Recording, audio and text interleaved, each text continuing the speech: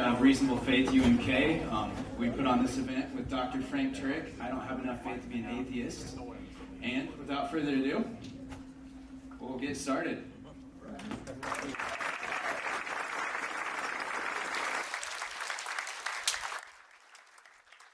Thank you, Tate. Thank you, Tate. I know that we have people in about 4 overflow rooms here, so thank you all for coming. And when we get to Q&A later, if anybody's in the overflow room and wants to come in and ask a question at the microphone, that'll be just fine. I have the great Tim Stratton here, ladies and gentlemen.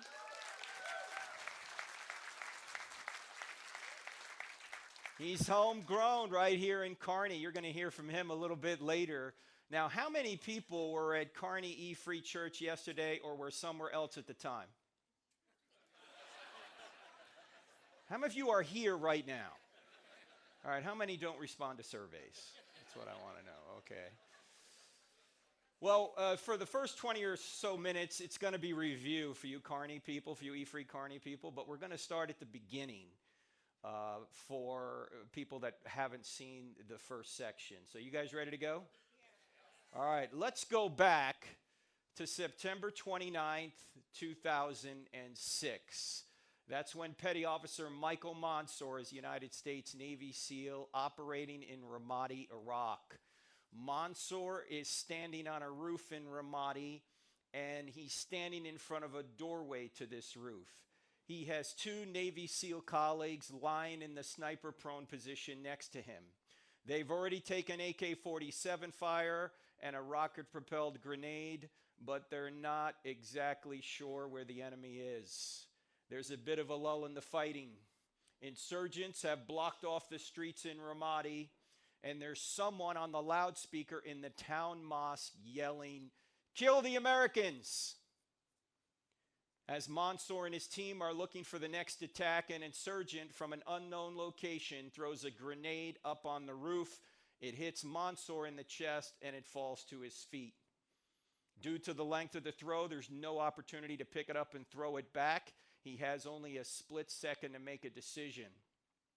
He can leap through the doorway behind him and save himself, but if he does, his 2 colleagues lying on the roof will surely die.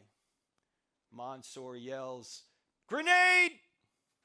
But instead of jumping backward to save himself, he jumps forward, chest first, onto the grenade. It detonates. 30 minutes later, 25-year-old Michael Mansour is dead. His 2 colleagues lying on the roof receive only minor injuries because Mansour's body muffled the blast. One of the survivors lying on the roof said at Mansour's funeral, "Mikey looked death in the face that day and said, 'You will not take my friends, I will go in their stead.'" I've never seen a United States president cry until April of 2008. That's when President George W. Bush called Mansour's parents into the East Room of the White House to give them their son's Medal of Honor posthumously. The president couldn't even get through the citation without breaking down. Since then, Mansour's High School in Garden Grove, California, just south of Los Angeles, built a new stadium. They called it Michael A. Mansour Memorial Stadium. The golden trident, the insignia that the SEALs wear, dominates the 50-yard line. January 2019, North Island, California, just outside of San Diego, the United States Navy commissioned the USS Michael Mansour, the newest guided missile destroyer in the fleet. This is Mansour's mother, Sally, being escorted onto the ship, named in honor of her son. Now, why did the United States Navy and his high school do this?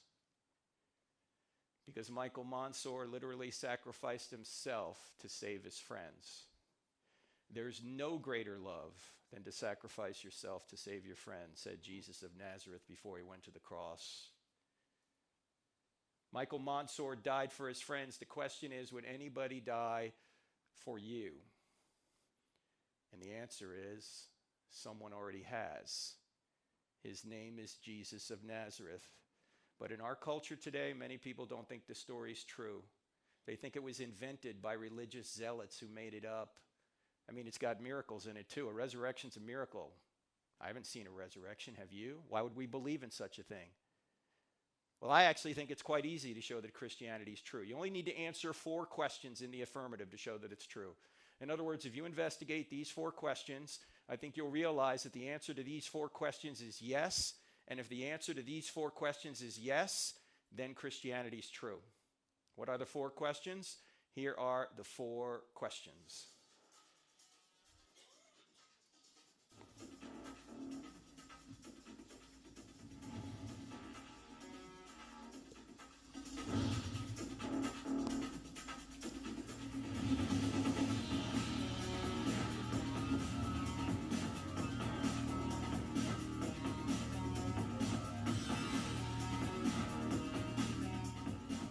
Now that is some pretty groovy music, isn't it? Yeah, that is actually from our TV show, which is on every Wednesday nights on DirecTV channel 378. Of course, here in Nebraska, it'd be 8 p.m. How many people here have DirecTV? DirecTV. Like 3 of us. Come on, friends don't let friends watch cable. Look, if you want to get on and have enough faith to be an atheist, you got to get DirecTV. Actually, that's not true because it's on Roku. You guys know Roku? R-O-K-U. NRB TV on Roku. Look for National Religious Broadcasters TV on Roku. It's actually an Orthodox Christian station. You're not going to get a lot of nonsense on there. And if you don't have DirecTV and you don't have Roku, it's on this new technology sweeping carny right now. It's called the Internet. Have you guys heard of this?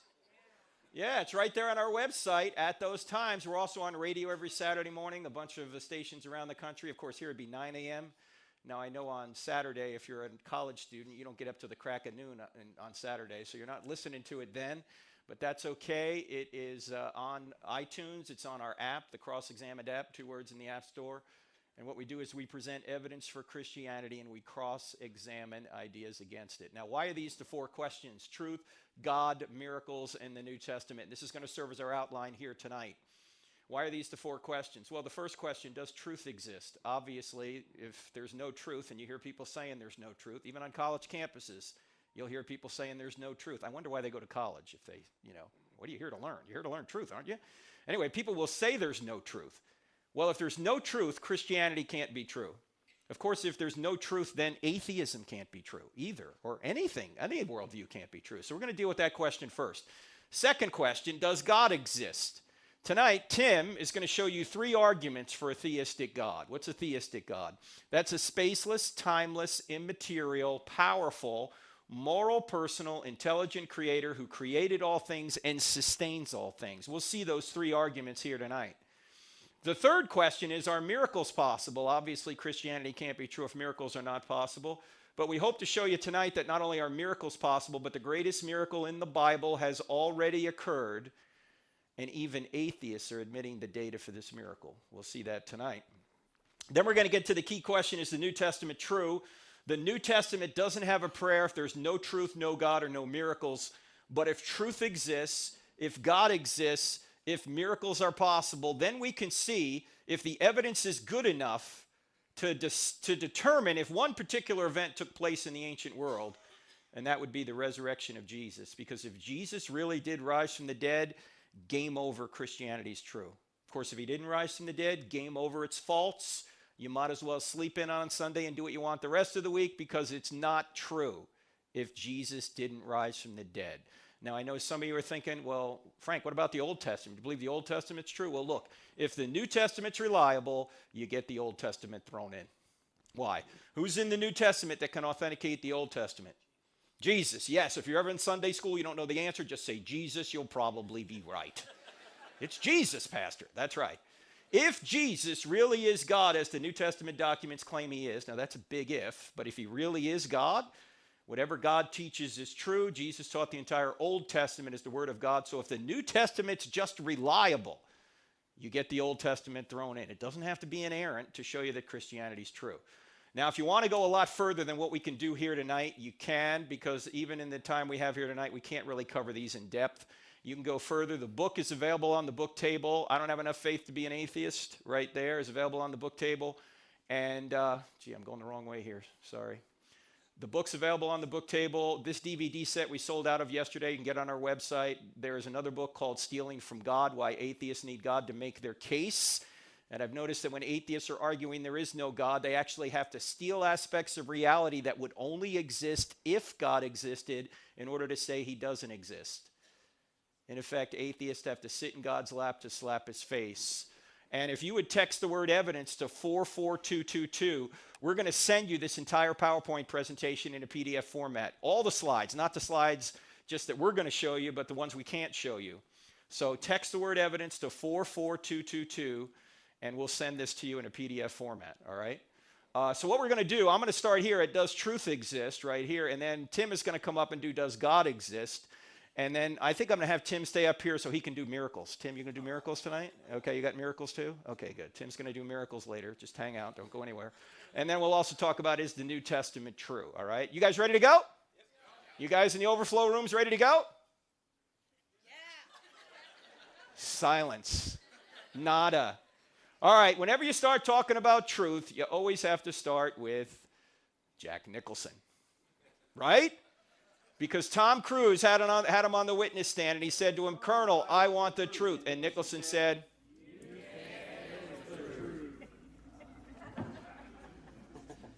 you guys were worse than church yesterday. I mean, come on. That's not how he said it. The movie would have gone nowhere if he said it that way. You can't handle the truth. No, here's how he said it. You can't handle the truth. All right, let's try it again. I want the truth. Man, that felt good, Cornhuskers, didn't it? Didn't that feel good? Well, there's a lot of people that can't handle the truth. They're saying, you got your truth, I got my truth, all truth is relative. You hear these claims all the time, right? Well, if you don't get anything outside of what we talk about here the entire night, I submit to you this is the most important thinking skill that we're going to talk about. And if you get your mind around this thinking skill, whether you're an atheist or a Christian or anywhere in between, this will be valuable information. This thinking skill is so valuable, I submit to you that half of what you need to know to defend the Christian faith or just to discover truth is tied up in this one thinking skill. Because this thinking skill will help you discover what is false. And that's really important. Because if you start living by false principles, you're going to smack up against reality at some point, and it is going to hurt. Now, what is this thinking skill? The best way of showing it to you is to use it in a situation. So, for example, if someone were to come up to you and say, there is no truth, you should ask this person a question. What should the question be? Yes. Is that true? Is it true that there's no truth? Because if it's true that there's no truth, the claim there is no truth can't be true, but it claims to be true. Did I say that right? Can everybody see this is a self-defeating statement? What's a self-defeating statement? A self-defeating statement doesn't meet its own standard. A self-defeating statement violates one of the fundamental laws of logic known as the law of non-contradiction. A self-defeating statement would be like me saying I can't speak a word in English. If I were to say that, what would you say? You just used English to say it. And it turns out that much of what you hear in our culture today is literally logically self-defeating. And you can save yourself a lot of pain and suffering by avoiding believing these statements. And here's the thinking skill. All you need to do is turn the claim on itself. Turn the claim on itself. So if somebody says there's no truth, you turn the claim on itself and you say, is that true? Let's do a few more of these. How about somebody says, all truth is relative? If you turn the claim on itself, you're going to say, is that a relative truth? No, that's an absolute truth, right? You're claiming it's absolutely true, all truth is relative. You might as well say, I can't speak a word in English. How about if somebody were to say there are no absolutes? If someone says there are no absolutes, you're going to say, is that an absolute? Or you can say, absolutely sure? Because you see, it is. It's an absolute statement. How about if somebody says you can't know anything? This is the skeptical claim, you can't know anything. You're going to say, how can you know that, right? You obviously know something. If you can say you can't know anything, you can know you can't know. That's self-defeating. Or how about if somebody says it's true for you but not for me? You've probably heard that one. What do you say to somebody who says that? I know this is a little bit more subtle. If somebody says it's true for you but not for me, you say, it is. Well, it is true for you. But if somebody says it's true for you but not for me, say, is that true for everybody? Is true for you but not for me true for everybody? Because if true for you but not for me is true for everybody, then true for you but not for me can't be true because it's true for everybody. Did I say that right? I know that can give you intellectual constipation if you think about it long enough. But that's because it's self-defeating. In fact, there's a more fun way of dealing with this. If somebody says it's true for you but not for me, say, sure, go try that with your bank teller. Yeah, go to your bank teller and say, I'd like $100,000 out of my account. The bank teller looks at your account and says, I'm sorry, you only have $12.14 in your account. You say, that's true for you but not for me. Give me the $100,000. Are you going to get the money? No, if it's true there was only $12.14 in your account, that's true for all people at all times in all places, and we're referring to your account at that time. That's just true. You can't get away from it. Now, a lot of times I go to churches and I ask people, do you think Christianity is true? And most people will say yes, and then I ask them why. You know what answer I get more than any other, unfortunately? Because I have faith. Is that a good answer? Does your faith change whether or not God exists or Jesus rose from the dead? No, your faith doesn't change a thing about those things. I mean, do you have to believe something to make it true? Do you have to believe in gravity to stay on the ground? Do people who don't believe in gravity float away? Hey, look, there's another one. Hey, if you believe, you'll come back. No, that's not the way it works. You say, well, then why is the Bible always talking about faith? Because there's two kinds of faith. There's belief that, and then there's belief in. Belief that is getting evidence that something is true. And the two major facts to show Christianity is true is that God exists and Jesus rose from the dead. If you can get evidence for that, then you know that Christianity is true. But that doesn't mean you're going to trust in Jesus for your salvation. That doesn't mean that you're going to accept what he's provided for you. For that, you have to go from belief that to belief in. You see, belief that is of the head. Belief in is not only of the head, but of the heart. In fact, James, the half-brother of Jesus, who wrote that little book in the New Testament called James. Even people at college know this. Yes. He said even the demons believe that God exists, but they tremble. In other words, they know better than we do that God exists. They're in the spiritual realm, but they don't trust in him. They don't want to trust in him. In fact, we know the difference between belief that and belief in relationships, don't we? When I first met my wife 34 years ago, I got evidence that she would be a good wife, but all the evidence in the world didn't make her my wife. I had to take a step of trust in her to ask her to be my wife. And in a momentary lapse of judgment, she said yes. That's the difference between belief that and belief in. Most of the time when the Bible's talking about faith, it's talking about the second kind, belief in. After you know that it's true, and that is just evidence. It's called apologetics, which comes from a Greek word which means to defend, but it's basically evidence. After you know that it's true, trust in what Jesus has done so you can accept the free gift he's provided. So there's a difference between belief that and belief in. Always remember that. Faith and reason are not opposites. By the way, the right definition of faith is not, I don't have any evidence, I'm just going to delete. No, the definition of faith is trusting in what you have good evidence to believe. Trusting in what you have good evidence to believe. Well, you're trusting in the chairs you're sitting in right now, or the floor you're sitting on over here, right? You're trusting it's not going to collapse, right? You've got evidence that it's sturdy, and so now you're trusting in it. Well, how about this? You hear this claim a lot. There's no truth in anything but science. Turn the claim on itself. If somebody says there's no truth in anything but science, what question are you going to ask them? Is that a scientific truth? No, that's a philosophical claim. You can't prove that in a laboratory. That's a philosophical claim. In fact, science is built on philosophy. Here at the University of Nebraska at Kearney, you guys you can get a PhD here, right? What does the PH stand for? Philosophy. Philosophy of biology, philosophy of history, philosophy of physics, whatever it is. Philosophy undergirds everything we do. In fact, in the Stealing from God book, there's a chapter on science, and the title of the chapter is Science Doesn't Say Anything, Scientists Do. Why? All data needs to be gathered. All data needs to be interpreted. And who does that? Scientists do that. And sometimes scientists use their pre-existing atheism to interpret the data in such a way that only an atheistic conclusion is viable. Why? Because they've already ruled the possibility of an intelligent designer out. Philosophically, they already said, oh, we can't consider that.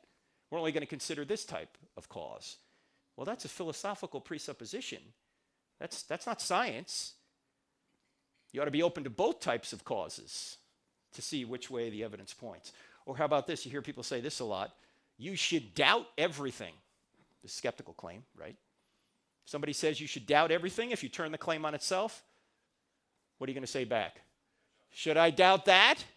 I mean, why are skeptics skeptical of everything but skepticism? You ever notice that? They're not skeptical of skepticism. Now, how many people in here, regardless of what you believe, Christian, atheist, anywhere in between, how many people in here sometimes doubt that what you believe is true? Look, if you don't have your hand up right now, you're probably not thinking very much, right? I mean, I've written books on this stuff, and sometimes I wake up in the morning and I go, I don't even know if this is true. But then I start thinking about my doubts, and I realize that my doubts are mostly emotional. They're not intellectual. In other words, the evidence for Christianity is really good. If I'm having a good day, everything's fine. Bad day, don't know. Good day, fine. Bad day, don't know. Good day, fine. Bad day, don't know. What's changing? Me or the evidence? I'm going up and down. I'm emotionally going up and down. In fact, sometimes people will email me, or I'll see them here on a college campus, and they'll say, Frank, I was a Christian and I lost my faith.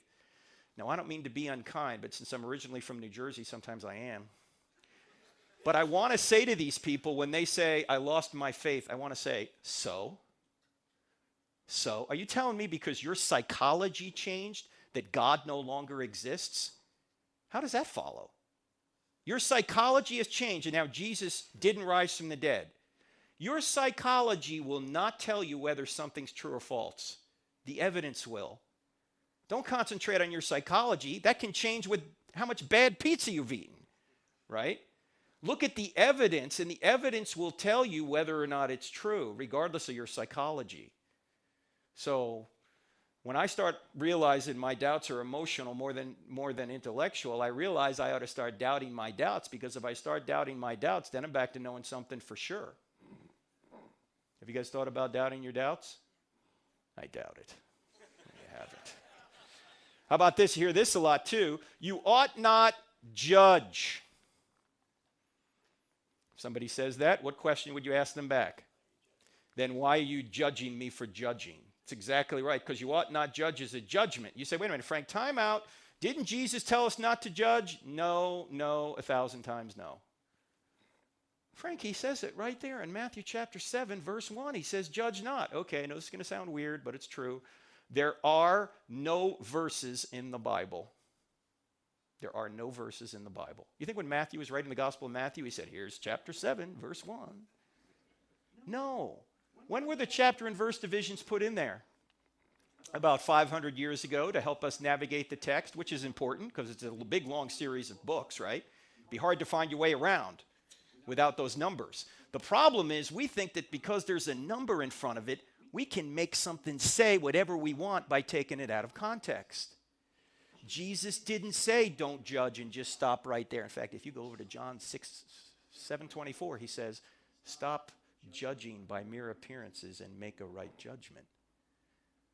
What does he say in Matthew chapter 7, verse 1? He says, judge not, lest you be judged. By the same standard you judge others, you be judged by that standard. So before you try and take the speck out of your brother's eye, take the log out of your own eye first, then you'll be better able to help your brother, you hypocrite, which is a judgment, by the way. Is Jesus telling us not to judge here? No, he's telling us to take the speck out of our brother's eye. That involves making a judgment. He's simply saying, get that problem out of your life first so you can better help your brother. So this is not a command not to judge. It's actually a command on how to judge. In other words, don't judge hypocritically. If you've got that problem, fix it, then go help your brother. But it would be completely ridiculous to say don't make judgments. Why? Number one, it's a judgment itself. Number two, you'd all be dead already if you didn't make judgments. I mean, you made 100 judgments just getting over here tonight, and now you're wondering, should I have come, right? That's a bad judgment, right? You'd be dead already if you didn't make judgments. You're making judgments every day between right and wrong, good and evil, safe choices from dangerous choices. And everybody makes judgments. Atheists make judgments. There's no God. Jesus didn't rise from the dead. There is no objective meaning to life. There's no objective right and wrong. It's all a matter of opinion. You're just a moist robot. Those are all judgments. The question isn't whether or not you can make judgments. The question is, are your judgments true? I will say this, though. Jesus did save a very stern rebuke for people who were judgmental. And who were the judgmental ones in his day? Pharisees. And what was the Pharisee job description? What did these people do? They were just props for Jesus, that's all.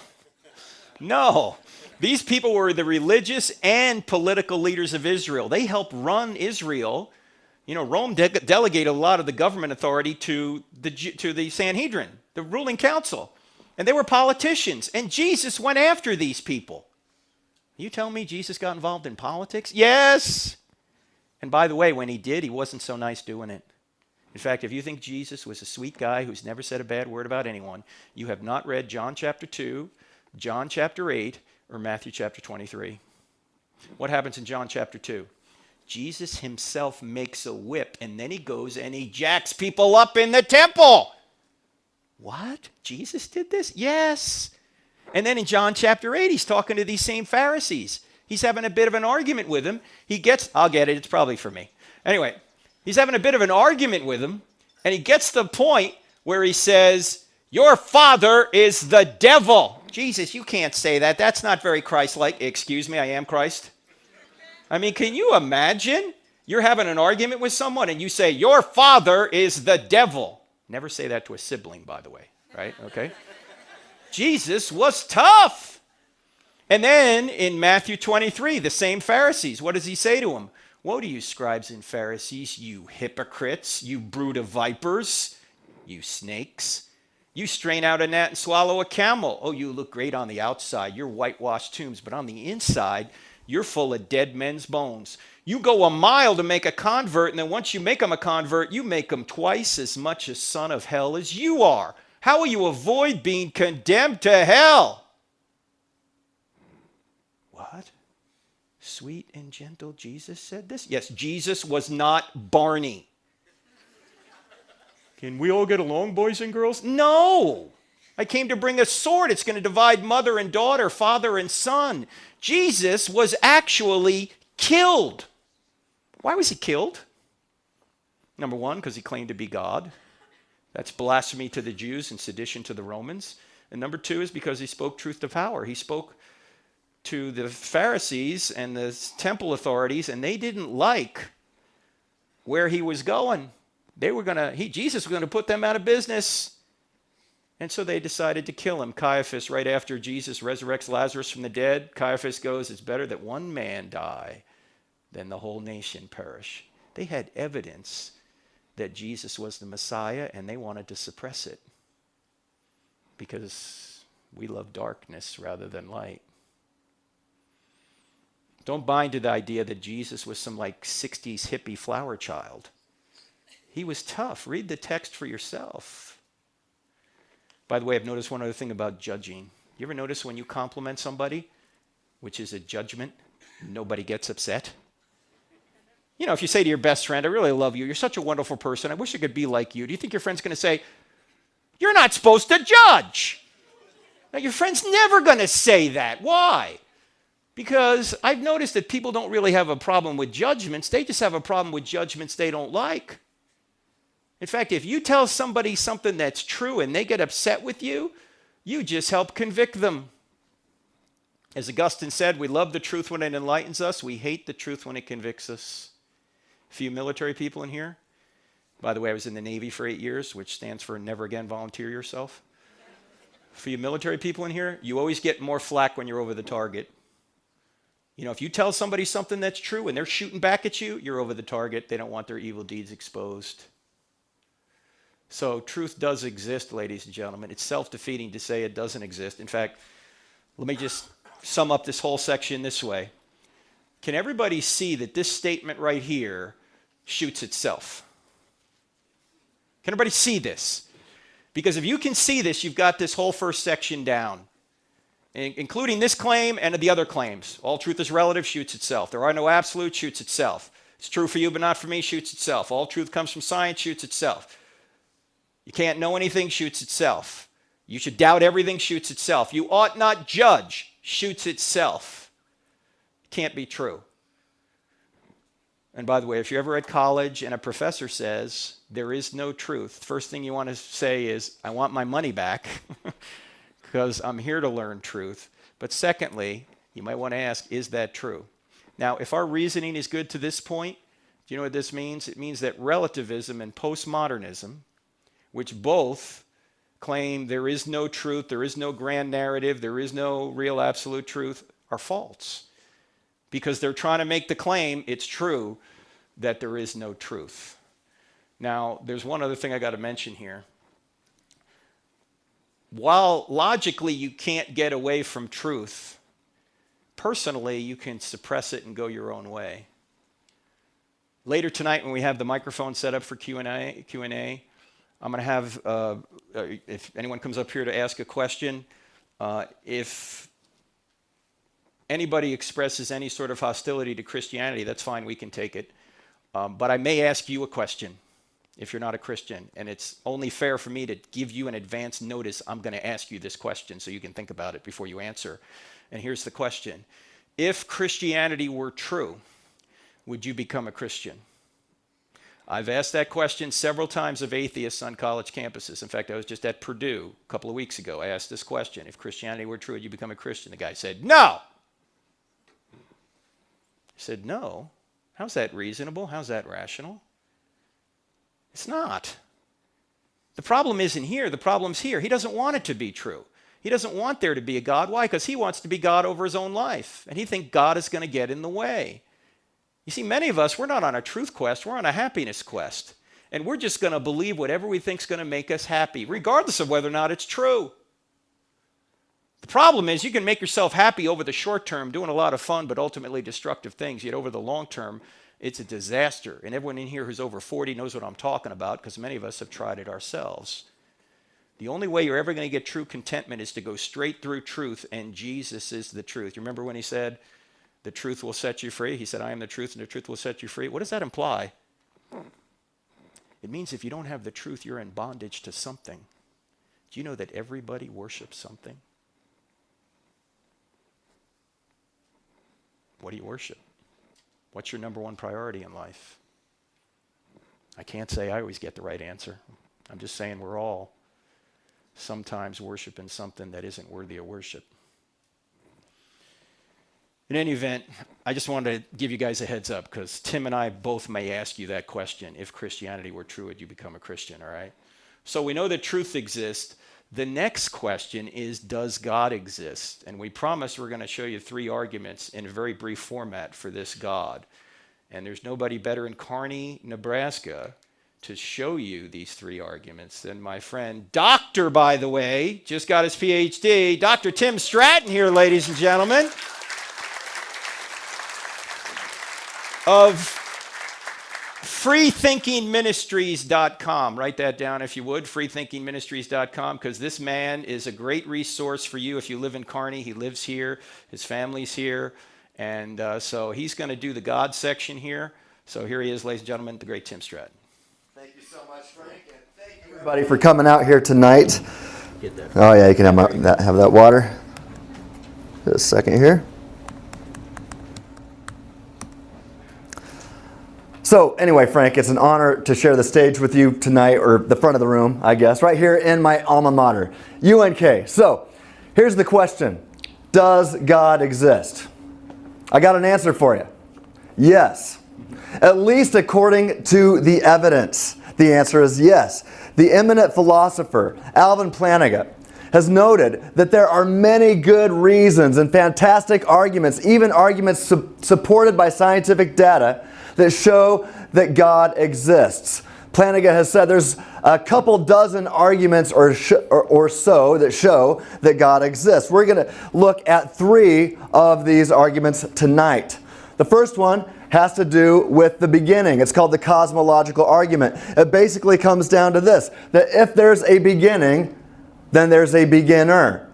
The next argument is from design, and it's also known as the teleological argument. Teleological is from the Greek word telos. It means purpose or design. And it basically comes down to this. If the universe is designed, then there's a designer of the universe. Now these 2 arguments are really cool that we're going to look at because they are supported by scientific data. So right off the bat, I want you to see that science doesn't support atheism, Contrary to popular opinion, science supports theism, and we're going to show you why. Now, the next argument isn't supported by scientific data, but it might be the most powerful argument out there because it deals with morality, or the moral argument. And it really boils down to this: if there's even only one thing that's really wrong, no matter what anybody thinks, well, then God exists. And here's why. If morality is more than just your opinion versus Hitler's opinion, or your opinion versus Obama's opinion, or Trump's opinion, or your opinion versus Frank Turek's opinion, or Tim Stratton's opinion, if morality is more than just personal opinions, then God exists. In fact, this is what grounds the law above the law that Chief Justice Jackson appealed to convict the Nazis in the Nuremberg trials. The law above the law only makes sense if God exists, if there's an ultimate standard that transcends human opinion, a standard from which our laws must approximate, at least if they are good laws in an objective sense. And if that's the case, if there are some laws that ought to be changed, if there are some things that are really wrong, then God exists. Now, we're going to get back to the issue of morality shortly, but let's first begin with the beginning. Did you see that? Let's watch God move again. Have you ever seen God move?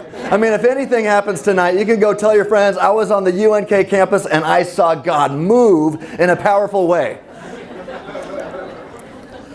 All right, thanks for laughing. All right, we're going to talk about the beginning of the universe. Now, this is an argument for the existence of God that seems to go back to the beginning, the Big Bang. Right, the Big Bang. Isn't that cool?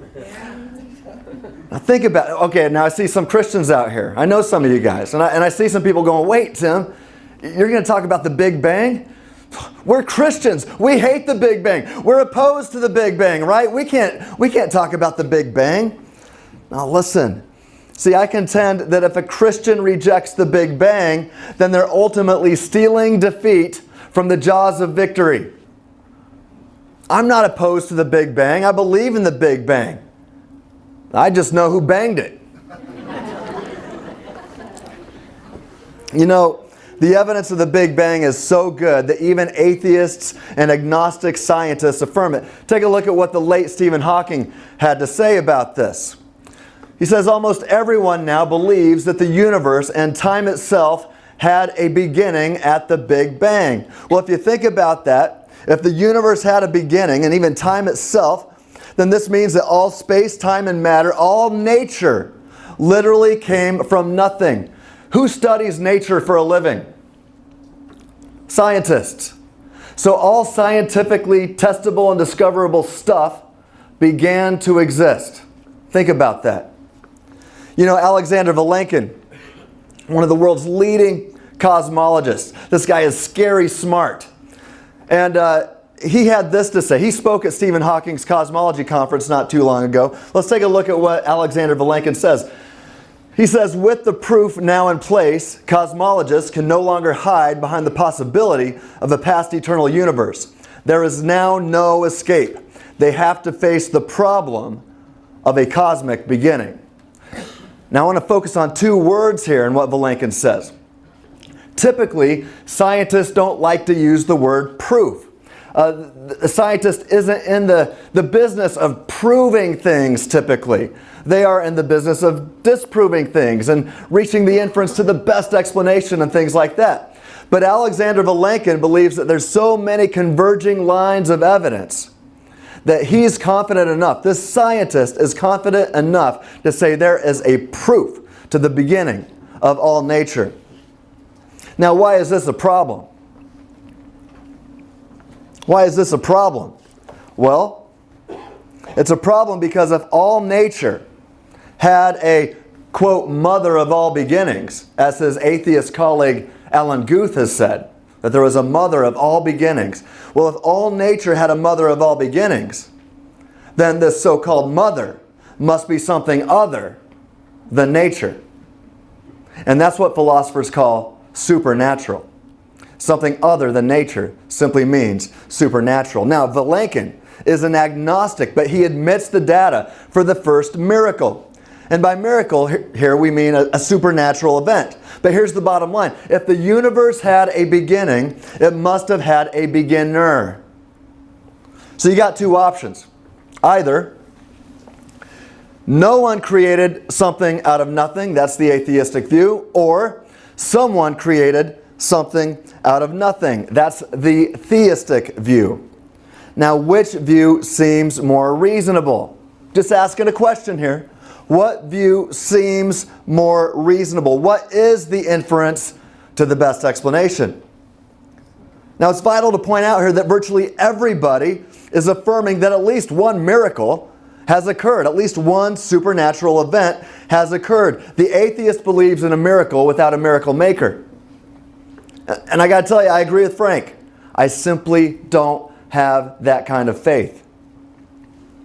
Now, Christians believe that someone created something out of nothing. Atheists believe that no one created something out of nothing. And by the way, everybody takes the law of causality seriously. What is the law of causality? It boils down to this, that everything that begins to exist has a cause. Everything that begins to exist has a cause. When I was explaining this to my son when he was in middle school, I explained it this way. I said, everything that's got a birthday has parents. Right? Whatever begins to exist has a cause. Now remember what Alan Guth affirmed about the universe. If everything that has a birthday has parents, well, Alan Guth, the atheist cosmologist, by the way, affirmed that there was a mother of all beginnings. So what could have been the parents, so to speak, of the universe if the universe began to exist? Well, it could not have been something that depends upon the universe. If something depends upon the universe for its existence, it cannot be the cause of the universe. So it's got to be something other than the universe, other than nature. And Aristotle realized this back before the time of Christ and realized, based upon logic alone, that there had to be an unmoved mover. So question, what's this unmoved mover like? That's the question that we got to answer tonight. What could have caused space, matter, and time, all nature, to have a birthday? Well, let's think about this logically. We're just going to think logically about this scientific data. That's all we're doing. Well, let's think about this. So if all nature had a birthday, if all nature began to exist, what could the cause of all nature be? Well, whatever it is, it's supernatural, other than nature. So just by thinking logically about scientific data, we can see that the atheistic naturalistic worldview is taken off the table. It's over, done, right? Naturalism is not an option. So the cause of the universe has to be supernatural, just thinking logically about scientific data. Well, if space began to exist, we know that the cause of all space had to be spaceless. Because the cause of all space could not exist in space before creating all space. That's logically incoherent. And we want to be rational. Right? So the cause of all space has to be spaceless. And did you know that matter can't exist without space? If there is no space, there is no matter. So guess what? The cause of all matter and space also has to be immaterial. An immaterial substance. Call that spirit if you'd like, but if you don't like that word for some emotional reason, just call it immaterial. It was an immaterial cause of the universe. It also had to be eternal, without beginning. Because of time began to exist. The space-time universe began to exist. Then we know whatever caused time had to exist apart from time, and therefore did not have a beginning, because beginnings require time. And so it was eternal without beginning. And that also means nothing caused it. So whatever this is, I'm not jumping to any conclusions here. Whatever it is that caused the universe, nothing caused it. It just exists. We also know that whatever it is, It's got to be extremely powerful, because I can't think of anything that requires more power than causing an entire universe to come into existence from nothing. Can you? I've thought about that long and hard and lost lots of sleep over that question. I can't think of anything that would require more power. And here's something that's cool. Whatever it is, it's got to be a volitional mind. By volitional, I mean this thing, whatever it is, has free will. Well, how to reach that conclusion? Well, consider the words of the Greek physicist Foitini Markopoulou. She stated, apart from time, things don't happen. And we've realized that that time began to exist. So there was a timeless state. And she states that apart from time, things don't happen. She's exactly right.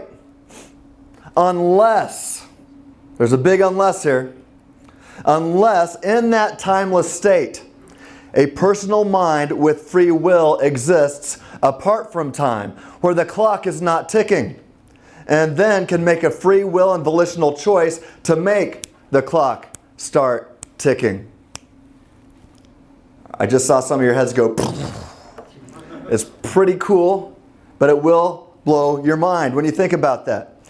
But here's the point. Simply by thinking logically about scientific data, we can see that a supernatural, eternal, extremely powerful, and personal being. Why is it a personal being? Because only persons have free will. Only persons are the types of things with volitional minds who can make choices.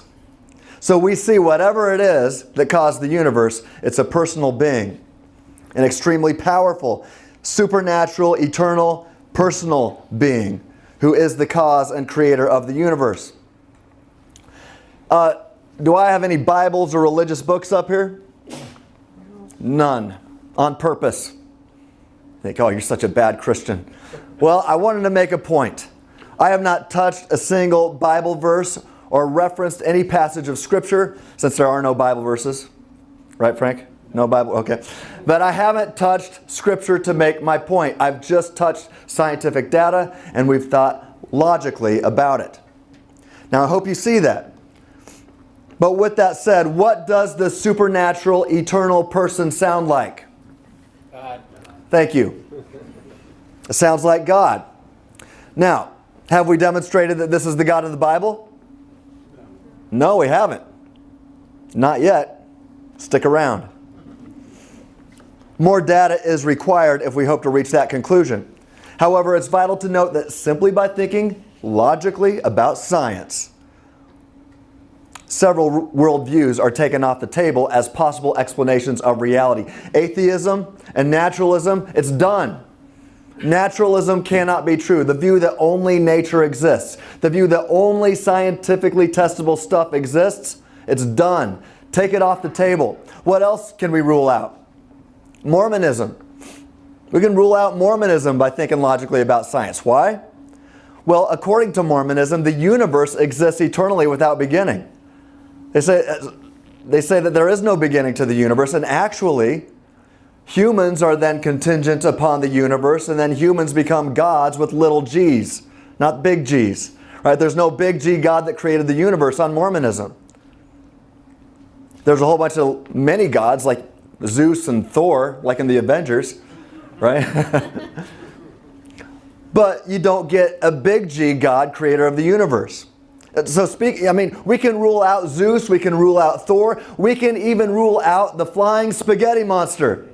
Why is that? Because spaghetti is contingent upon the material universe. Spaghetti is contingent upon carbs. And if there is no universe, there's no carbs. So the flying spaghetti monster cannot have created the universe. You can rule that out. We can know some things. There's around 4,000 or so worldviews from which to choose that have existed on this planet. And we can get rid of the vast majority of them with just this argument, leaving around 4 of the major worldviews to consider. So what are we left with? Basically only 4 options. Here's my final 4. Islam. might be true. Based on what we've looked at and thinking logically about science, Islam could be true. Judaism, the Jewish religion, it's a possibility. It's a contender. Deism, the view that there was a creator of the universe and then he left and doesn't interact with the universe anymore, possibility. But also Christian theism. Christianity is a possible explanation of reality. So let me quickly point out something, a little side note here, that 3 of these 4 options reject the historical resurrection. And one of them says there is a historical resurrection. So, if there is historical evidence for the resurrection of Jesus, there's one victor. There's one remaining of those final 4. There is one left. And that would be Christianity. If there is historical evidence for the resurrection, stick around, we'll see if there is. Let's get back to discussing cosmology. I've got a question for atheists. If there is no God, then why is there something rather than nothing? Well, speaking of this something that exists, here's another question. Why is it fine-tuned for life? Why is it fine-tuned for life? Let's move to the teleological argument now, which is all about design and the fine-tuning of the universe. Remember that Big Bang that we were just discussing? Remember the Big Bang? If you're a Christian, it's your friend, right? The Big Bang. Well, scientists have discovered something about the Big Bang recently. I was on Facebook promoting this event the other day, and somebody wrote, "Oh, you're telling me there's new evidence for God's existence?" Well, yeah, kind of. This is recent discoveries from scientists, and they've found out that the initial condition of the beginning of all nature had to be just right, fine-tuned, on a razor's edge for life to exist anywhere in the universe. In fact, just for the universe to exist. But for life to exist anywhere. That is to say, the Big Bang, if the Big Bang didn't explode, if you will, in just the right way, then life would not exist just on Earth, but anywhere.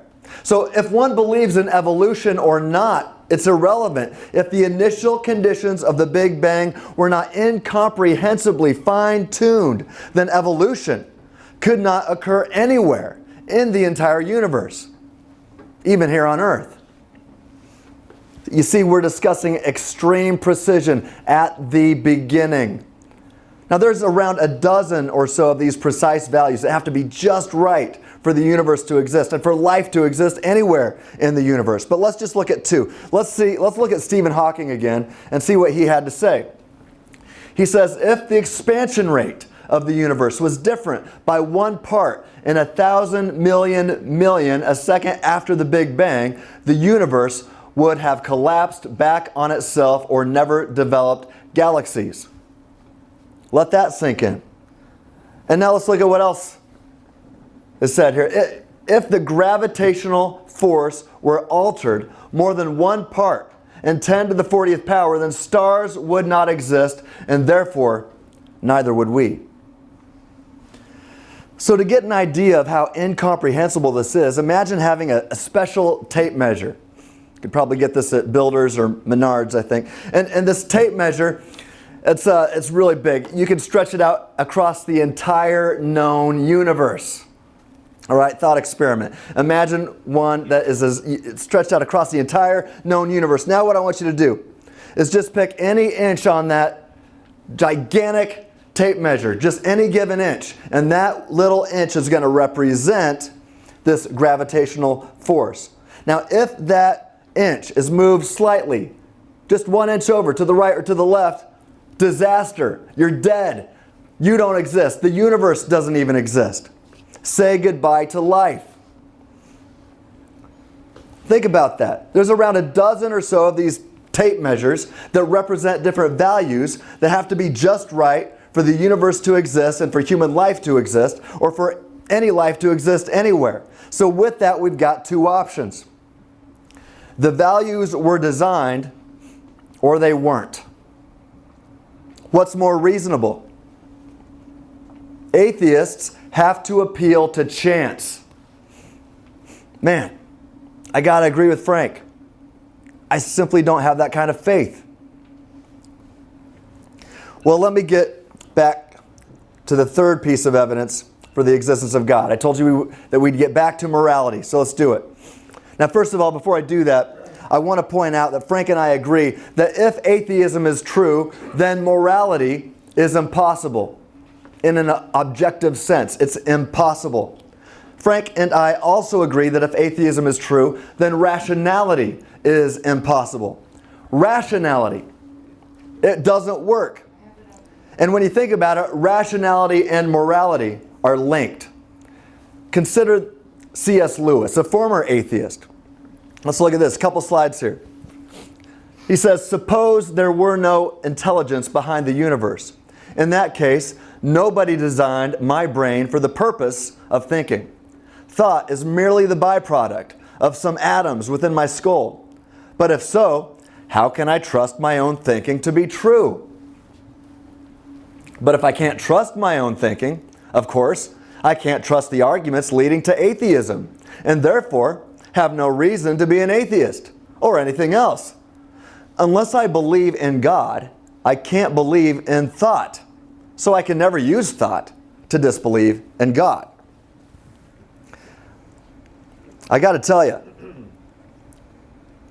that this idea behind what C.S. Lewis is saying here, it was the focus of my master's thesis and also a focus of my PhD dissertation. This topic gets me out of bed in the morning.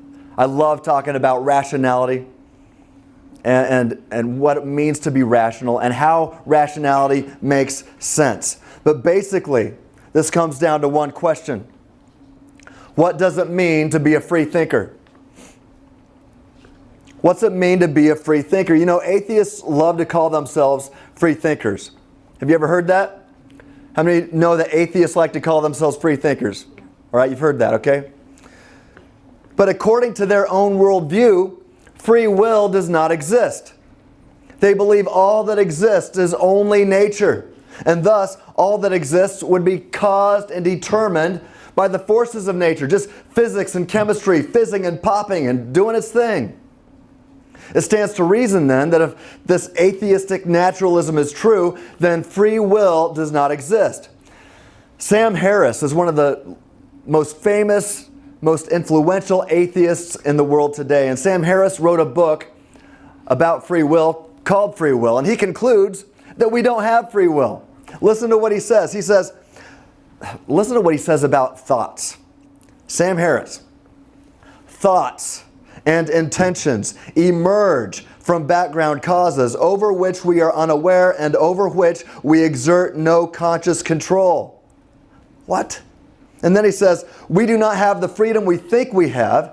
And he goes on to say that we're not even responsible for our own thoughts. Here's the bottom line. If there's no free will, there's no free thinking. It doesn't make sense on atheism to say you're a free thinker. To make my point, I want to invite a mad scientist to the front of the room to engage in a little thought experiment. All right, not a real guy's coming up, but do a thought experiment with me. Imagine somehow that a mad scientist gets control of your brain. And now he causally determines everything in your head. So everything you think of and about, he causally determines, he forces this upon you. He causes you to think exactly what you think of and about and exactly how you think of and about it. He even causes the next words that are going to come out of your mouth. Question: how can you, not the mad scientist, rationally affirm any of your thoughts or beliefs? Go. Well, what? That was even the mad scientist, not you. All right. I'm just kidding. See, it's impossible. You're right. It's impossible to do such a thing.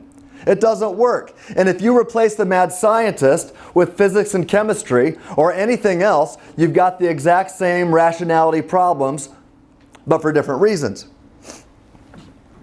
It's impossible. However, if God exists, if theism is true, especially if Christian theism is true, then you are an image bearer with free will. Remember that cosmological argument that we just looked at. After thinking logically about scientific data, we reach the conclusion that God is an immaterial, volitional mind with free will, that is, an immaterial thinking thing, a free thinking thing. So if the Bible is right and you are a soul in the image of God that has a body, but who can survive the death of your body, then you are an immaterial mind who is free from the deterministic forces of nature to think and reason and reach rational conclusions. It's important to see that if Christianity is true, it's truly possible to be a free thinker. On atheism, not so much. Christians are the ones who have the right to be called free thinkers, and that's exactly why I called our ministry Freethinking Ministries. I stole it back from the atheists because they don't have rights to that term. All right, let's talk about morality. Now that we've discussed rationality, it's time to get to morality because they're linked. All right, this might be the most powerful argument for the existence of God because everyone has opinions on how they ought to be treated by other people. Everybody makes moral judgments every single day about what is good, bad, right, wrong, fair, or evil. Everybody has opinions. So let's do another thought experiment to make a point. Let's imagine that you go on a hike, it gets dark, you're in the forest, you get completely turned around, you have no idea which direction is north, south, east, or west, you have no clue. You pick up your cell phone and you realize it's dead, and you are lost. You have no idea where you're going. But then you're like, oh, wait a second, I packed a magnetic compass in my backpack, I'll just get that out. So you get that out. You know you have to go north, and you're like, hey, this compass is going to point north. So you look at the compass, and you're like, oh, it's pointing right at me. So you figure you're looking south, and then you turn around, and you're like, wait, it still points at me. Whatever direction I'm turning, it's pointing at me. Question: is that compass any good? It's worthless, right? It's not helpful at all. So here's a bigger question. Is there an objective moral compass? Is there a right way to live? Or do you just get to live however the heck you want? Is it up to you? Or is there a true north regarding morality? And if so, then how would we discover who's right and who's wrong? What's the difference between Mother Teresa and Hitler? Is one of them really good? Is one of them really evil? In an objective sense, or is that just your opinion? It all comes down to something called purpose. The purpose. Think about this. Without purpose, there's no right way or wrong way to live. You know, when a football game is played, the only way that somebody can tell if a quarterback throwing a pick six is any worse than the quarterback throwing a touchdown is what? If you know the purpose of the game. Without purpose, you don't. The guy throwing a pick six is not really any worse than the guy throwing a touchdown. You need purpose. You got to know the purpose of the game. And you got to have purpose to have right, wrong, good, bad, or evil. Now on atheism, you're nothing more than a cosmic accident. There is no ultimate purpose in your life. Life is purposeless and meaningless on atheism. You're nothing but dust in the wind. However, think about this. If God exists and created humanity on purpose and for a specific purpose, then it logically follows that there are some objective facts about humanity, irrespective of the subjective opinions from humanity. It's all about purpose. That is to say, if Christianity is true, if it's true, then there are rules to the game of life. Now, if you choose to ignore these rules, that's another question. But the last time I checked, athletes who win championships are the ones who know the rules and the purpose of the game. So here's the question. What is the purpose of life? What's the purpose of life? Well, if Christianity is true, then we know the purpose of life. We know the rules of the game of life. Jesus made it clear when he summed up the entire law in 2 simple and easy to remember commands. You can sum it up like this. Number 1, love God first. And number 2, everybody love everybody.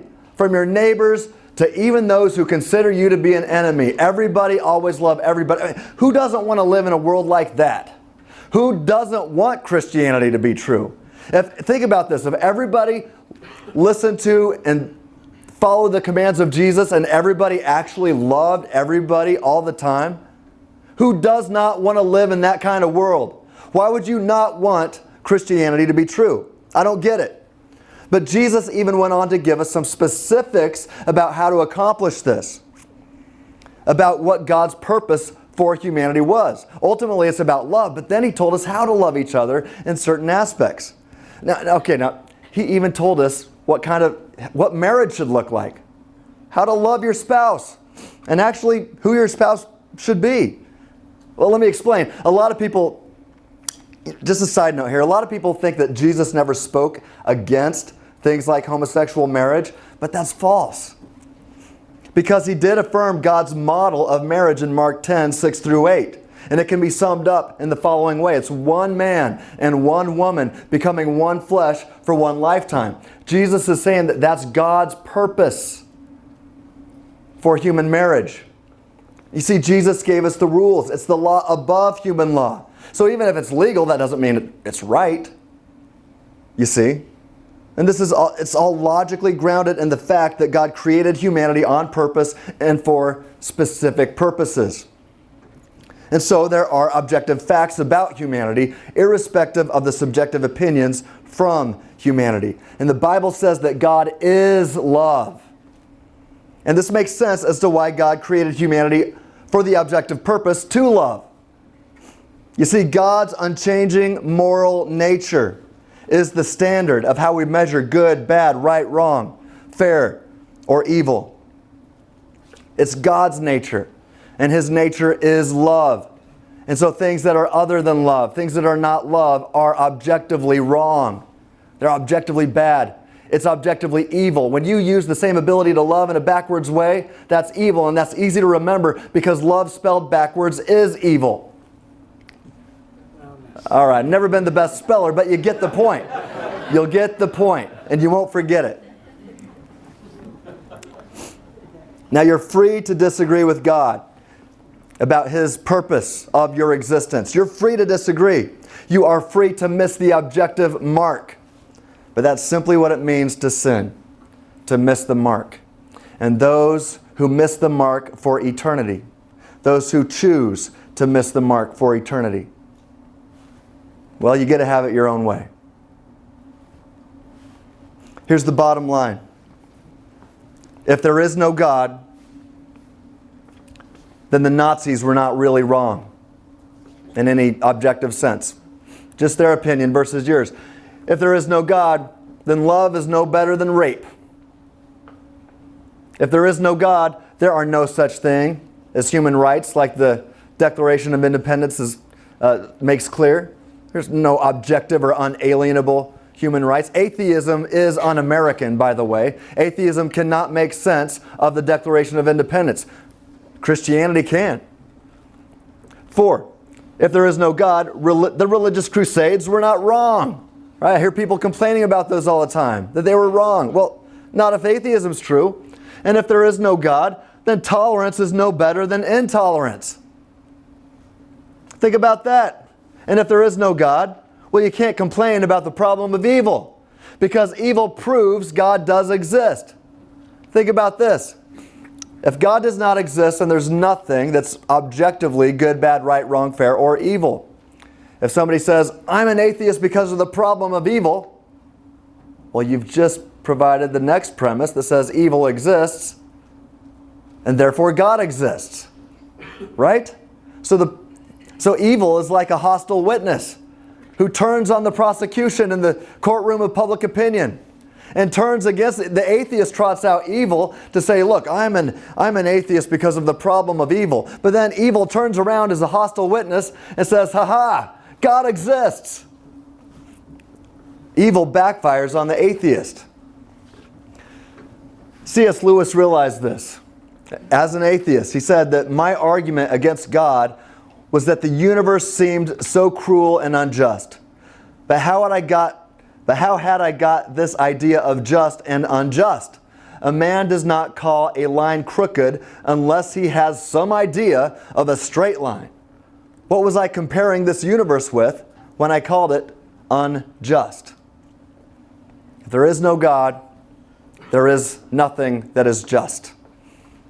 But justice exists, right? Therefore, God exists. Hey, it's time to get the star of the show back up here. What do you think? Give it up for Frank Turek one more time.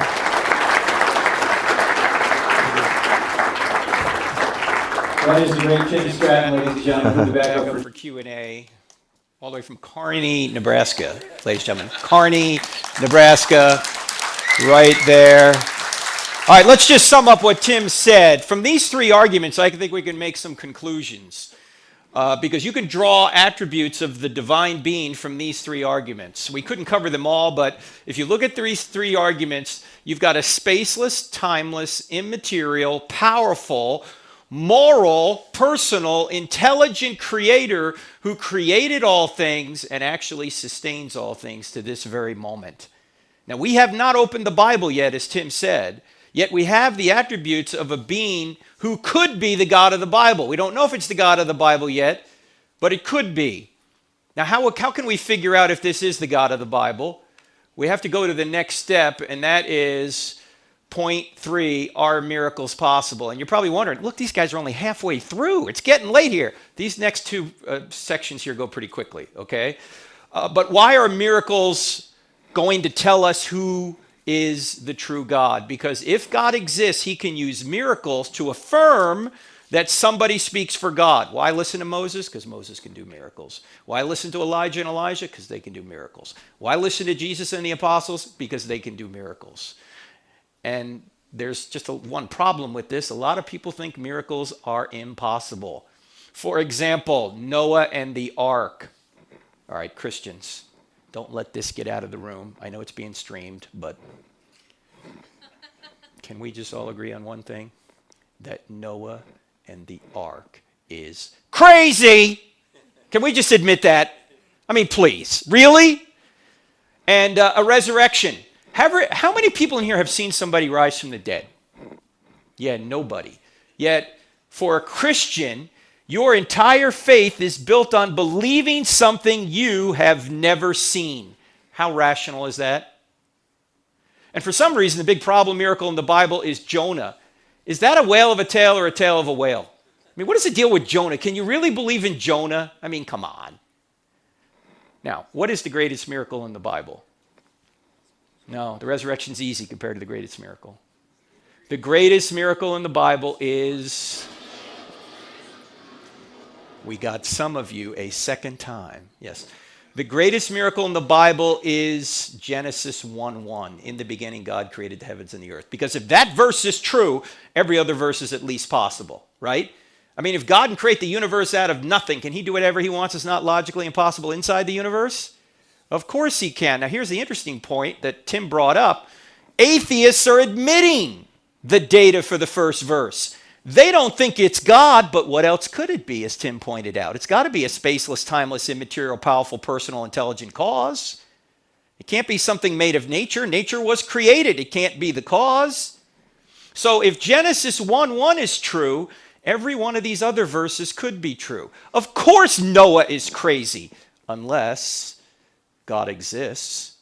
Of course resurrections don't occur, unless God exists. Of course, Jonah makes absolutely no sense unless God exists. And isn't that the point? These things can't happen without God. They're signs from God.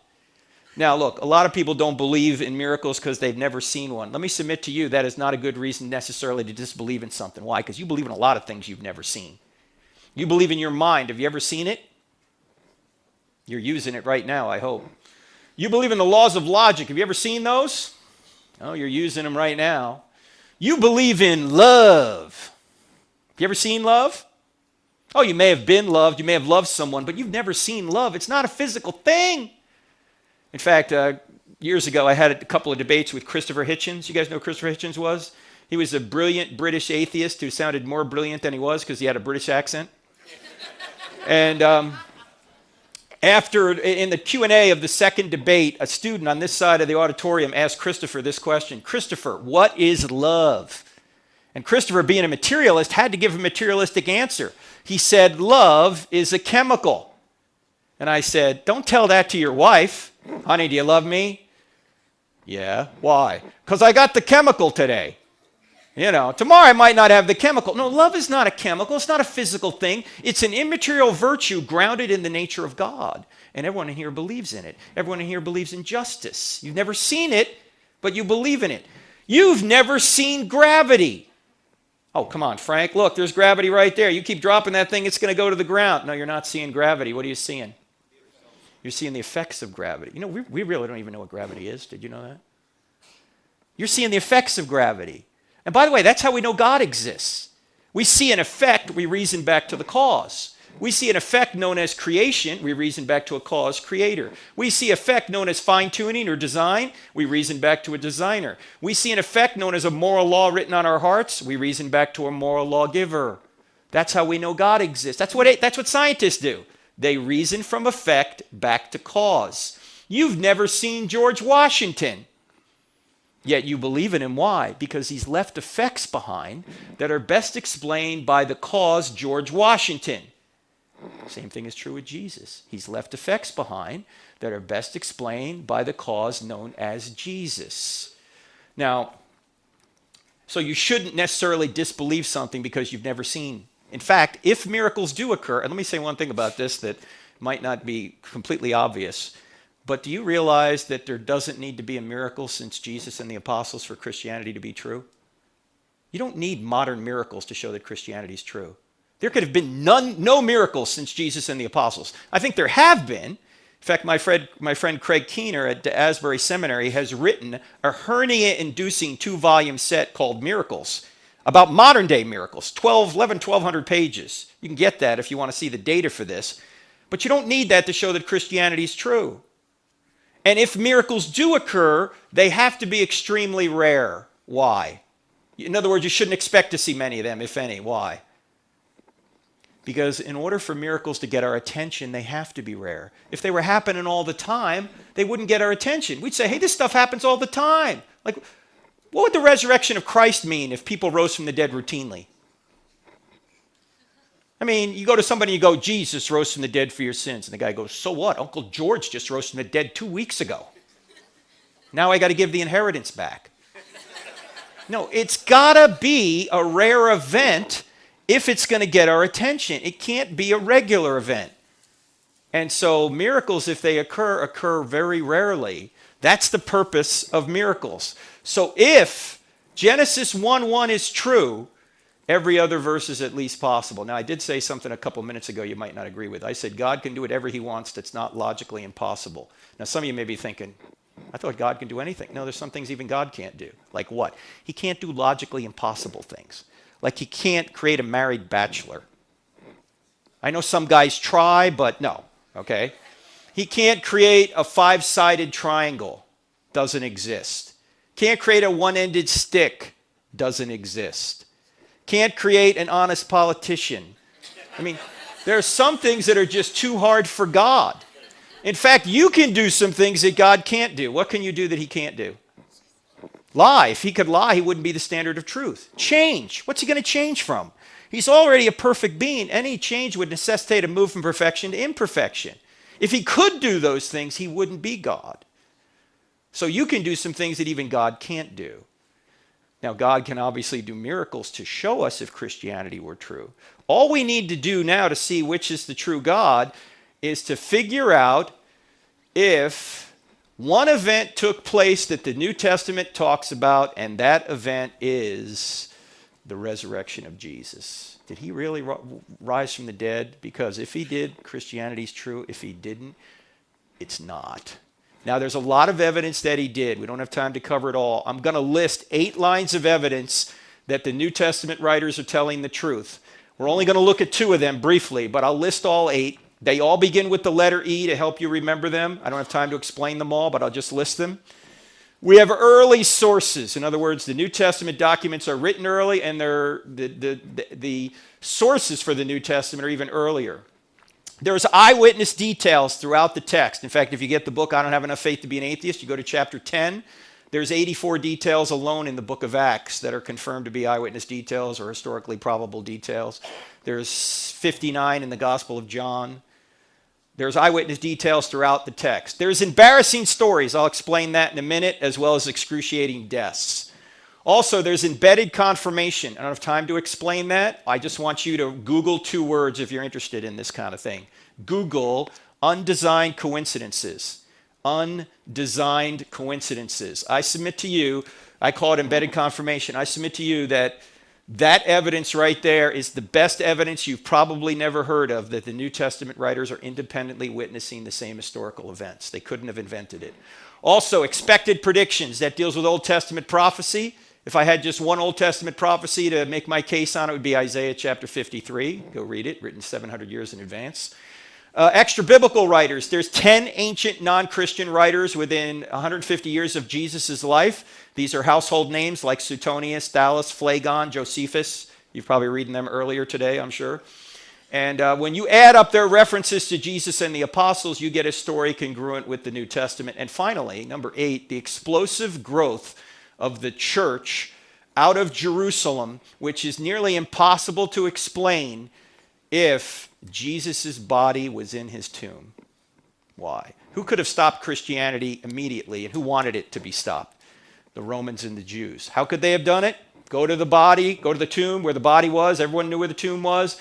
Taken the body out. They could have paraded around the city. Instead, stop all this nonsense talk about the resurrection. He's dead. They couldn't do that. Why? Because he was still using his body. It's hard to explain how Christianity could come out of Judaism from Jerusalem if his body was in the tomb. Must not have been there. Now, we don't have time to cover all these. Let's just cover a couple. I like these 2. They're my favorites. Embarrassing stories. What are embarrassing stories? Historians have a principle that they use to try and discover if a writer's telling the truth. It goes like this. If there's something embarrassing to the author or authors, it's probably true. Why would it be true? Because you're not going to invent details that make you look bad, that are going to embarrass you.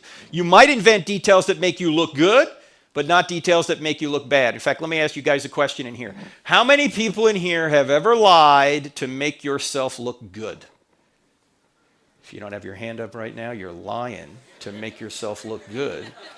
And it's not working. We know you're lying. All right, how many people in here have ever lied to make yourself look bad? No, you don't do that unless you're a pool shark or something. No, you don't do that, okay? Well, the New Testament writers have filled the New Testament, and this is true of the Old Testament as well, by the way, filled the New Testament with embarrassing stories they never would have invented. That's why we call this the duh factor. They're not making this up. Let me just give you a few examples. Notice, the leader of the disciples is a man named Peter. And at one point, Jesus turns to him and he says, "Get behind me, Satan." He calls Peter Satan.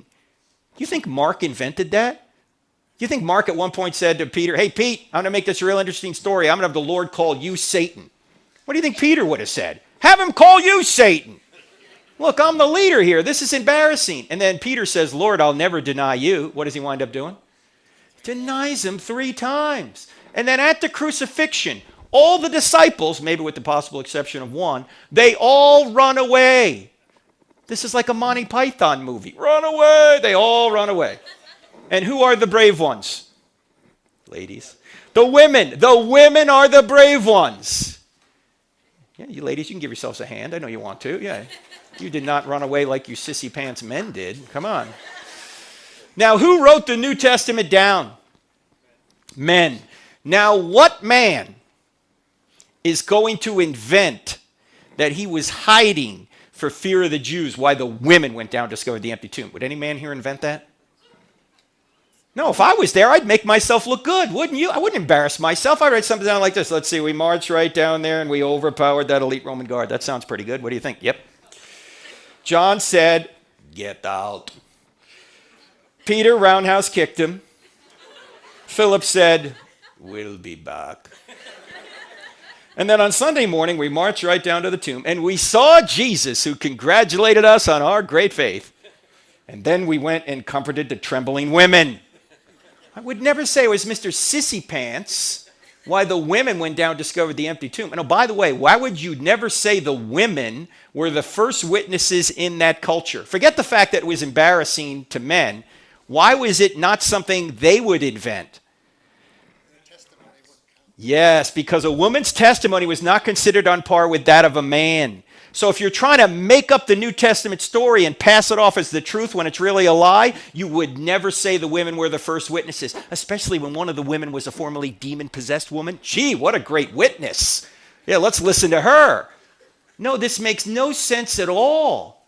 I actually had a lady come up to me once and she said, Frank, I know why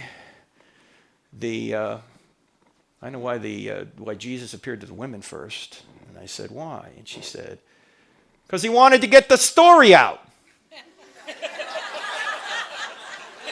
I said, that is an excellent point. I had not thought of that. Because ladies, when your man comes home from work, does he say much?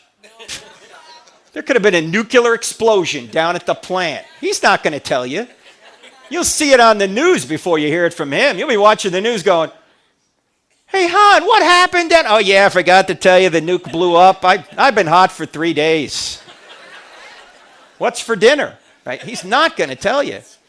I can't even believe this next verse is in the New Testament, but it is. Do you know the end of the Gospel of Matthew when Jesus is giving the Great Commission? I mean, this is the climax of the whole Gospel. He's on the hill. He's got all his disciples there, and he's given them the Great Commission where he says, go, therefore, make disciples of all nations. Notice he doesn't say make believers.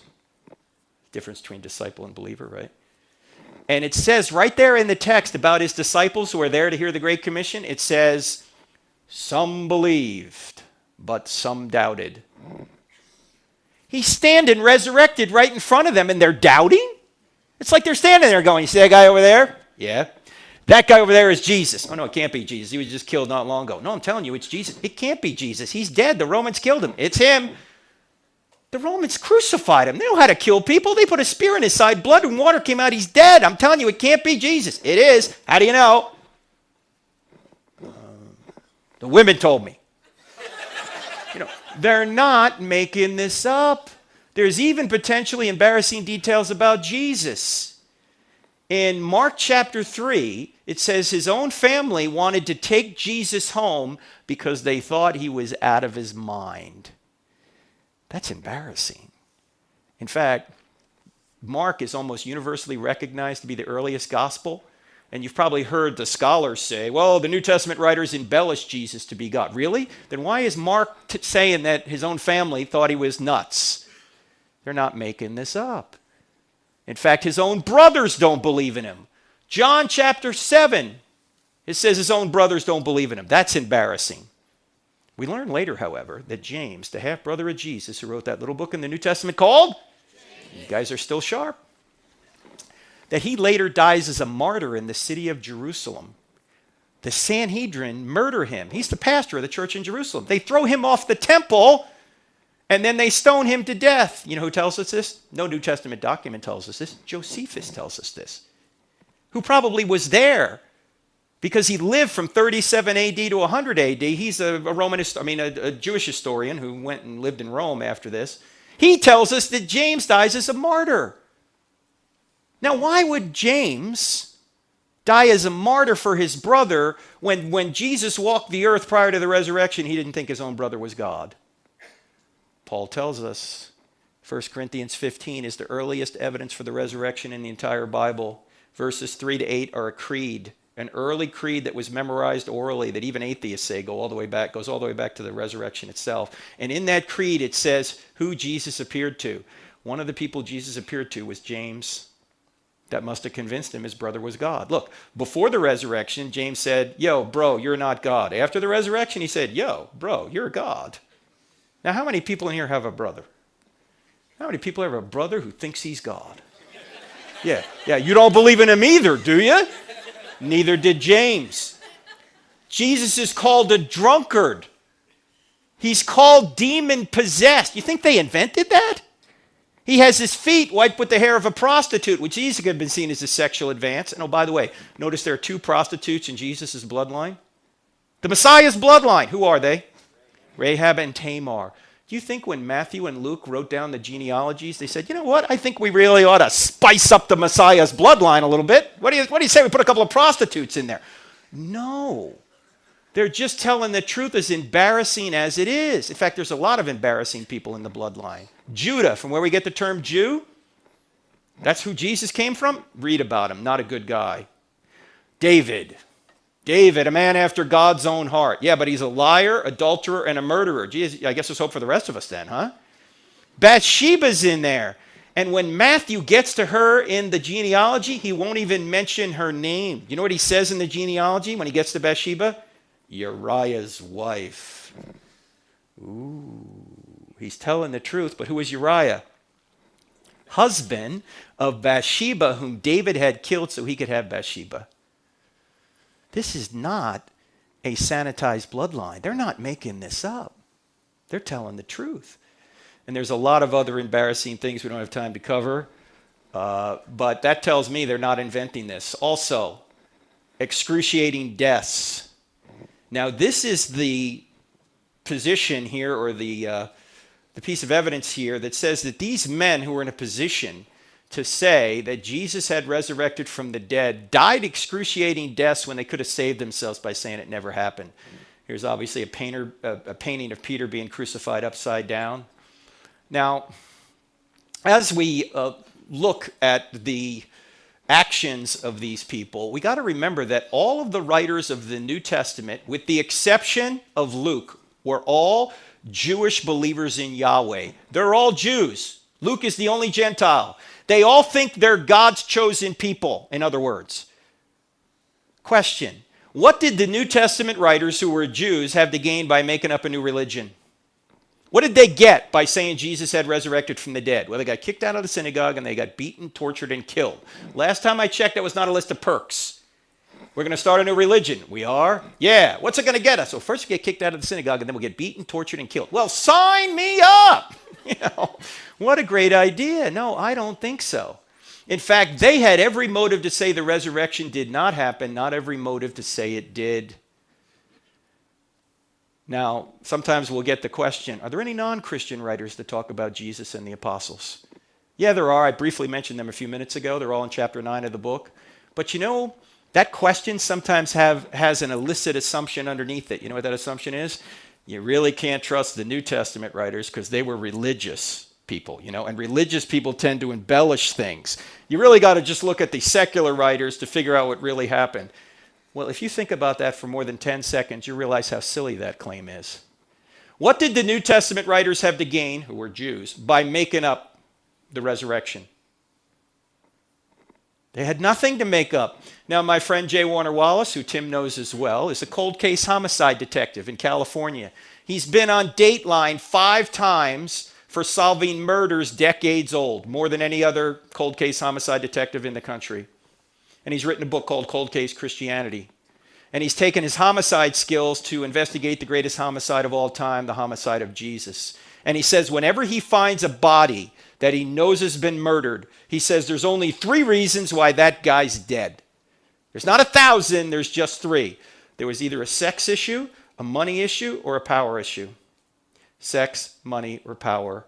Those are the 3 almost universal motivators. If you think of why you sin, it's one of those 3 or a combination thereof. There's a relationship issue, a money issue, or some kind of power or pride issue. Those are the motivators. Now let's apply these motivators to the New Testament writers. Did claiming that Jesus had resurrected from the dead, did that make the New Testament writers popular with the ladies? Did they get chicks for this? No. Did they get money for this? No. Did they get power for this? No, they got the opposite of power. Paul had power as a Pharisee when he's persecuting the Christians. As soon as he becomes a Christian, what happens to him? He's persecuted. There's no motive for this. There's every motive to say it didn't happen. Why would they die for a known lie? You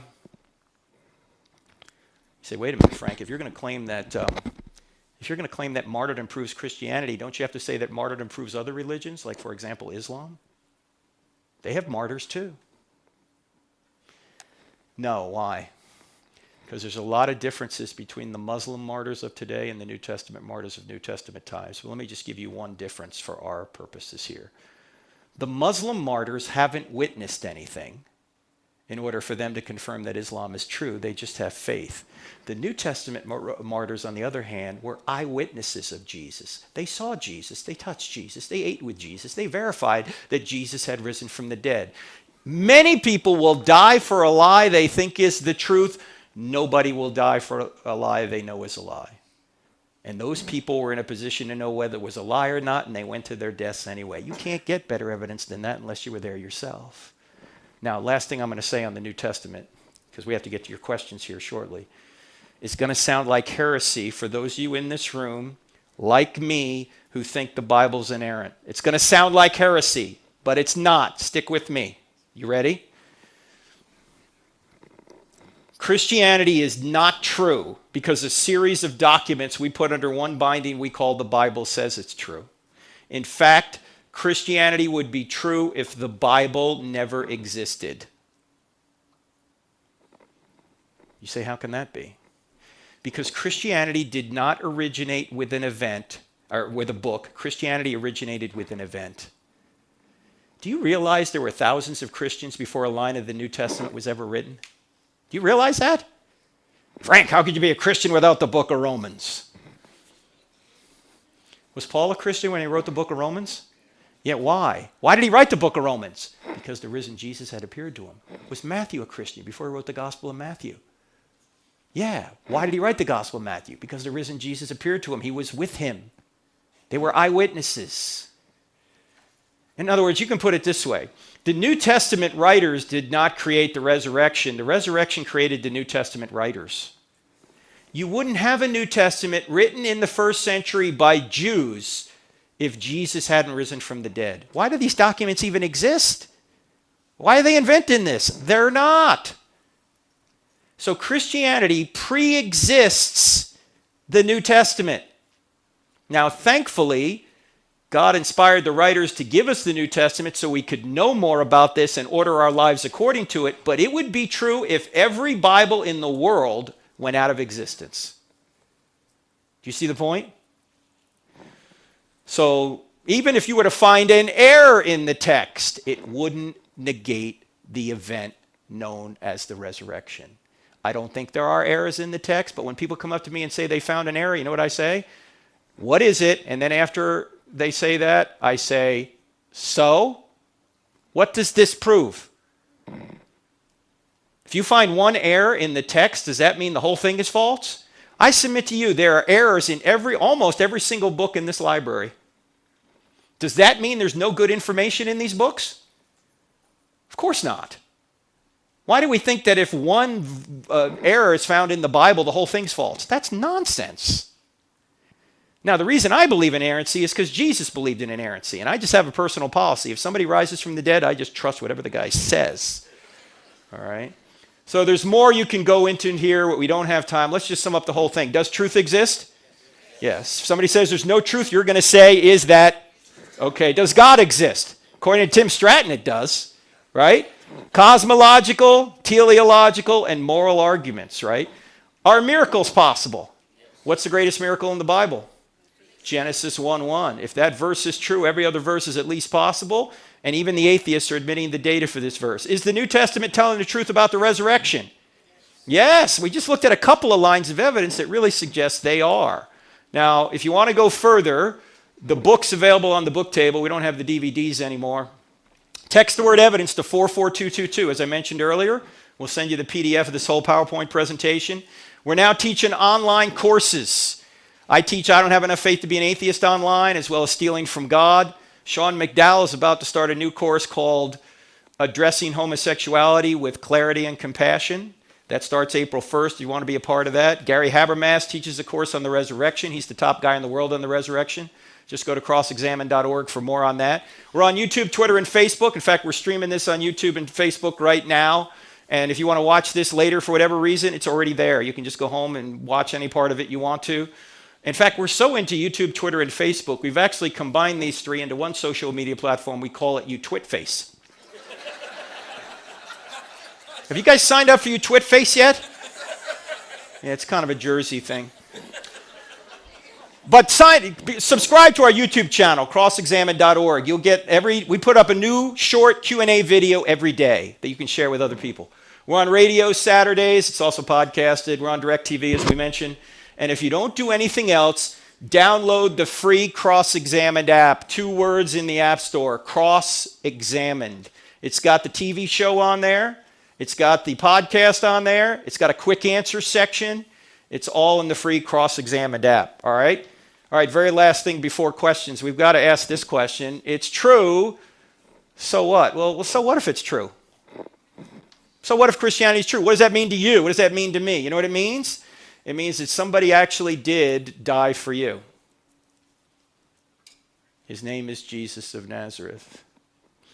Now, when I was in the Navy, I was in naval aviation. I see some veterans in here. Thank you for your service, gentlemen and ladies. And when I was in naval aviation, we had to earn golden wings, which were fairly hard to earn. But there's nothing more difficult in any military to earn than the golden trident, which is what the SEALs wear. Very few people that start SEAL training make it through. Maybe 5, 10, 15%. But those that do make it through wear that trident with pride. It's literally their military identity. When Michael Monsoor was buried in California, nearly every SEAL on the West Coast showed up for his funeral. And when they passed his casket, they took off their tridents and pressed them into his casket. They took their identity and put their identity in the one that died for them, the one that sacrificed for them, the one that saved them. That's what we're supposed to do. We're supposed to take our identity and put it in our Savior. Now, of course, our culture is going to tell us, no, don't do that. Put your identity in your political party, or put your identity in your gender, or put your identity in your ethnic group, your race, or put your identity in your sexual orientation, or your boyfriend or your girlfriend, or your spouse, or your political party, or your vocation, or your bank account. None of those things are ultimate, ladies and gentlemen. I was meant to put our identity in our Savior. The Savior that not only died for us, but also rose again to let us know that he is our Savior and that one day we will rise again with him if we want to. If we don't want to, then God won't force us into heaven against our will. If you don't want him now, you're not going to want him in eternity. Have you ever accepted the identity that's waiting for you? In fact, an eyewitness of all this, his name was John. He wrote the Gospel of John. He says in his opening chapter, he says that he gives you the right to become a child of God. You have a right to become a child of God by accepting what Jesus did for you. Have you ever done that? Why wouldn't you do that? As Tim said before, why wouldn't you want Christianity to be true? It solves your greatest problem, guilt and death. All right. With that being said, I'm going to ask Tim to come down. We're going to set up the microphone. And Tate, come on down here for a second, Tate. This young man is the one that organized this whole thing, Ratio Christi, right here on campus. And Tate, tell these folks on campus where they can be a part or how they can be a part of Ratio Christi. Well, yeah. Oh, sorry, man. So on campus, we're going to be meeting this Thursday at 3 o'clock in the Student Union, and we're going to be doing weekly events. So Thursday at 3 in the Student Union, you can bring whatever you want to drink, minus alcohol because we don't allow it on this campus. But anything else, bring it, come, and we'll talk for an hour, and it'll be a good time. And you'll learn more about this kind of stuff, right? Yep. Yeah. We'll go over stuff like this every week. So. Yeah, I'll just add that there's a table out there. Frank's selling books. I encourage you to get one of his books, if not both of them.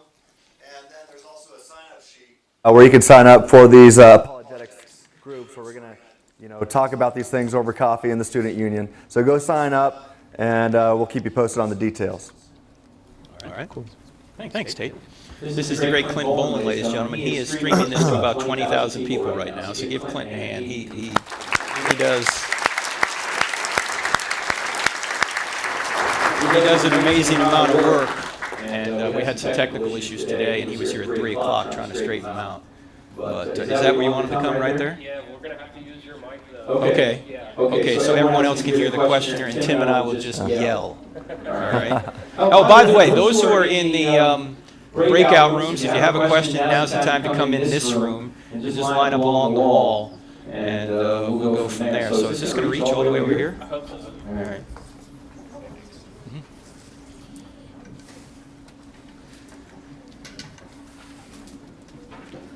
By the way, if you want to take a survey, text event to this particular number, and it'll send you 3 texts, and you can just answer 3 questions. You can answer them and tell us what you think, and that'll help us out.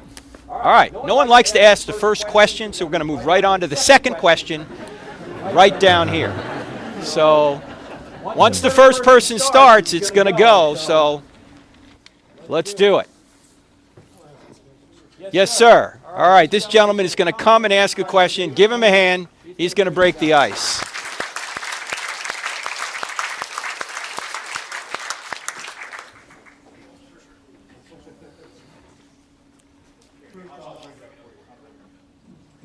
Yes, sir. What's your name? Yes, sir. What's your name? Hey, Mark. I teach over in Hastings, Nebraska. Don't hold that against me.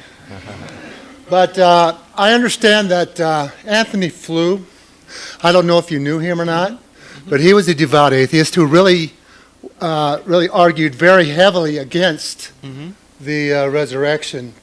And I understand that he became a theist. I don't know if he's still alive or not. He's not. But do you know the rationale he had for that? Because I don't know those details. Yes, I do. And in fact, I'm looking for a particular slide on Anthony Flew because I have one here. Hang on. Anthony Flew. Talk awkwardly amongst yourselves. Well, he had a lot of arguments against the resurrection, and that Christ's body was destroyed. He tried to deal with those. But I never really understood his rationale for becoming a theist. And I think it happened after he retired, I believe, so that they couldn't really touch him after that point as far as hurting him professionally. Yeah, his rationality was that the DNA evidence, which we didn't have time to get into here today, gave, in his words, an overwhelming evidence for design. So Flew was an atheist who always said, follow the evidence where it leads. And Gary Habermas, the top guy in the world on the resurrection, debated him several times over the years. And it actually wasn't the resurrection that got him to accept Christ, or he didn't accept Christ, but to accept there was a God. It was the DNA evidence that there has to be a designer behind life. And he wasn't interested in the resurrection. He wasn't interested in an afterlife or any. He just said there's got to be a God out there. And then he wrote a book called There Is No God, and the no is crossed out on the cover, and it's his story. Okay, I haven't seen that, so Yeah. I'll have to look at that. Thank you very much. Thank you. Yes, sir. All right.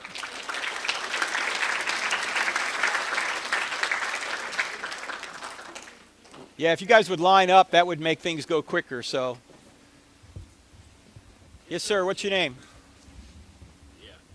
Hi, my name's Tim. Hey, Tim. Appreciate your work. My question is about maybe the usefulness of logic, reason, apologetics in converting people.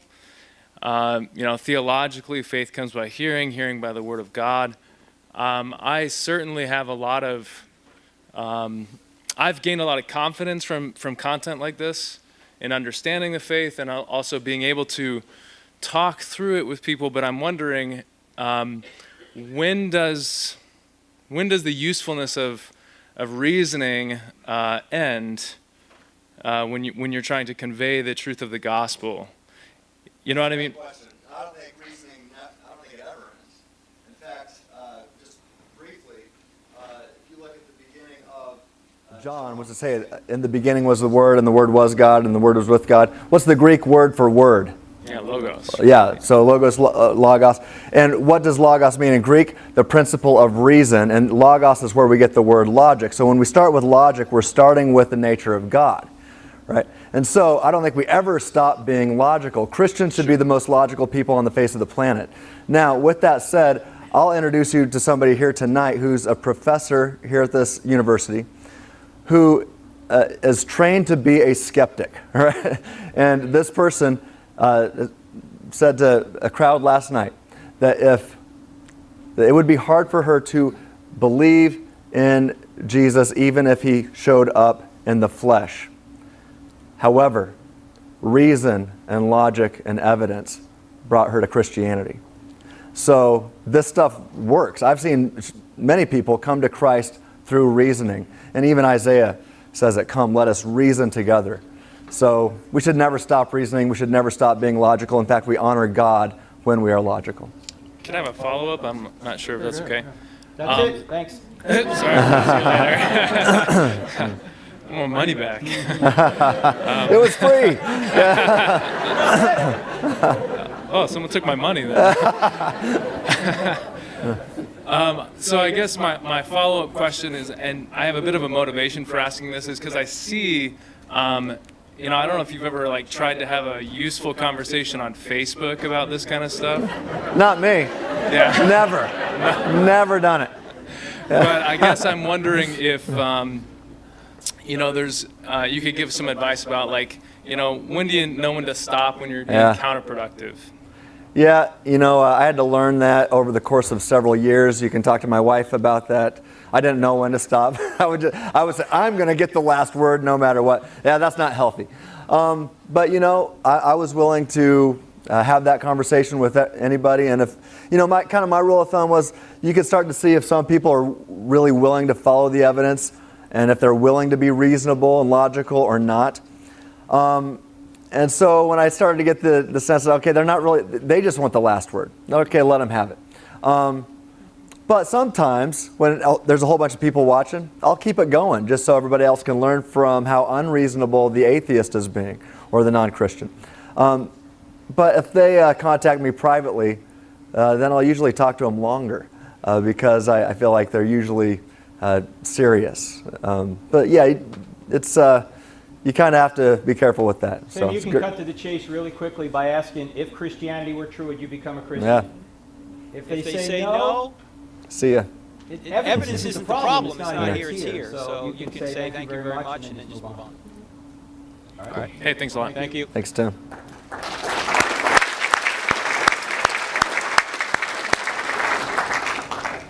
Hey there. Hang on one sec. All right, everybody's got to be the same height from now on because Clint is getting a workout. Yes, sir. What's your name? Eric. Hey, Eric. Go ahead, sir. The characteristics of the Creator, you mentioned perfect, consistent, immaterial. You never addressed singularity or plurality. I know Christ refers to the Father, but many people have existed that were never mentioned in Scripture. What are your thoughts on singularity, plurality of deity? You're talking about whether the Godhead is a Trinity? Is that No, well, there are many polytheistic religions. Okay. Christianity is a monotheistic, one creator. Right. Just what are your thoughts? Was there more than one creator? Because perfect, consistent, immaterial doesn't necessarily rule out. Well, okay, but have you heard of Occam's razor? So Occam's razor says the simplest explanation is usually the best. Razor. Yeah, every day. Right? So say you go to a party, a birthday party, right? And everybody at the party gets sick. Well, what's the best explanation? That everybody got sick for different reasons, even though you've all got the same symptoms? Or should you go check the birthday cake? Right? What's the simplest explanation? Well, you start there. It's called the principle of Occam's razor. So what we went through with the cosmological argument, we show that there is, like you said, an uncaused, supernatural cause of the universe. And then say, well, why can't there be two of those? Well, we don't need to. One does the job. So why multiply your causes when they're not necessary? So it's the inference to the best explanation, definitely. You're adding unnecessary causes. Here's a quick way of looking at this, too. There could really be only one infinite. Why? Because an infinite being lacks nothing by definition, right? Secondly, for two beings to differ, one must lack something the other has, But a being that lacks something is not infinite, therefore there can only be one infinite being. Well, that works too. That's good. Way to go, Jim. Way to go.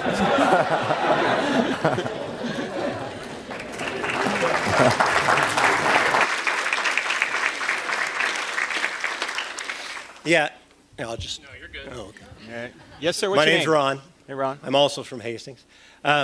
My question's a little bit like Tim's, the first part.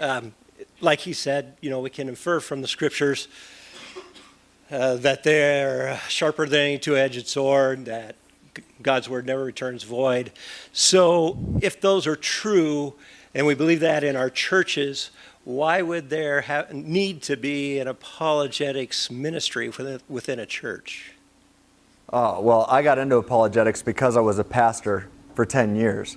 And really quickly, I'll never forget the time when after being a youth pastor here in Kearney for 2 years, a young man who was in my Bible study for those 2 years tapped me on the shoulder at the beginning of his junior year of high school saying, "Hey, Tim, I'm not coming back this year." I'm like, "Why? You've been in my Bible study for 2 years." He goes, "Well, I became an atheist over the summer. I've been watching Richard Dawkins and Sam Harris and Christopher Hitchens and Stephen Hawking and fill in the blank with your favorite atheist." And I said, "But you know that's not true." And he said, "No, I don't know that, Trim." I said, but look, right here in this Bible that we've been reading, Paul tells Timothy that every word is God-breathed." And he goes, "Yeah, but I don't believe that." I said, "Why? It's in the Word of God." "Yeah, but why should I think it's the Word of God?" "Because it says it's the Word of God." And he said, "Tim, that's circular reasoning. That's a logical fallacy, and therefore you've given me no reason to think it's true." I didn't even know what a logical fallacy was at that point as his youth pastor. And I failed him because I didn't know how to answer questions. And it wasn't just him. Many people were either losing their faith or at least getting a shaken faith. And when you have a shaken faith, even if you remain a Christian, you're not an effective Christian. And so apologetics is vital in the church today because it strengthens the faith of Christians. I tell people when you come listen to Frank Turek give a talk, you're going to get a shot of faith steroids, right? And it's going to strengthen your faith. And so I think it's vital to have apologetics in the local church today. It's just my senior pastor is right there. So. Yeah, that's right. Come on, pastors. Come on. Yeah. Right. They just threw you under the bus. Right there. Hey, he's here tonight. That's good. That's good. Yeah. Yes, sir. What's your name? My name's Riley. Hey, Riley. Go ahead. Okay. So, I just had this question. Is it okay to ignore things in the Bible to meet your values and social values? Like things like sexism and kind of the slavery things in the Bible, and people don't really believe in that, and that's okay to just ignore? Is that okay? Depends on what you mean. Well, slavery is a question that we can take a look at because that's an issue that comes up quite a bit because slavery. Hang on a second, that ain't right. Slavery in the Bible is an issue that comes up quite a bit. So let's just spend a minute talking about. First of all, Old Testament slavery was not race-based forced servitude like we think about slavery in the United States 150 years ago.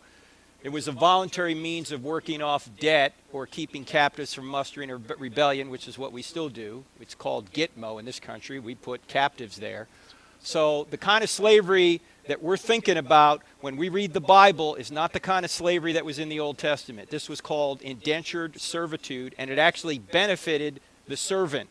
If there's one particular place that the King James gets it exactly right, is they translate the word in the Old Testament not as slave but servant, which is the way it should be translated. Okay. Secondly, slave trading is condemned in both the Old Testament and the New Testament, and it's punishable by death in the Old Testament. So the kind of slave trading we had in America, if we were living by biblical values, we would have executed slave traders. Okay. Okay, we were not, obviously, living by those values. The Bible in the Old and the New Testament teaches that all are made in the image of God. Slave and master are equally human, protected, and they're one in Christ. This is the teaching of the Old Testament and the New Testament. Also, Jesus came to set the captives free. That's what he talks about when he inaugurated his ministry in Nazareth, as recorded in Luke chapter 4. And finally, the Bible's main goal is spiritual redemption, not social reform. However, redemption achieves reform. The other thing we need to understand is that the Old Testament, the Old Covenant, the law in the Old Testament is just for ancient Israel. If you read the New Testament, the writer of Hebrews, chapter 8, verse 13 says the Old Covenant is obsolete. The problem is a lot of Christians and even non-Christians look at the Old Testament and think it's somehow applicable to us today. It is not. The Old Covenant. Sections of the Old Testament are like Psalms and Proverbs and those things. But the law has been superseded by the New Covenant. So, no, I don't think that we have to hide from this. I think we ought to look at it rationally and see what it says about these issues. Well, just because it says it in the Bible, and you know, it would be I feel like it would be kind of a continual sin, and you're never really going to confess the sin, and because you have that value that's right in your heart. Mm-hmm. But in the Bible it says, you know, something different. So does that? No, yeah, I understand what you're saying. You have to understand the context of the passage before you think the Bible's wrong. Okay. And the best book on this topic, which covers a number of issues, in addition to slavery, it covers the so-called rape in the Old Testament, and it covers killing the Canaanites and all this. This book by Paul Copan, who's a scholar who teaches at Palm Beach Atlantic University, Is God a Moral Monster? Making Sense of the Old Testament God. So if you want to go into depth on this, get this book right here. Mm-hmm. Get that book right there, Is God a Moral Monster? Okay, well. All right. Great question.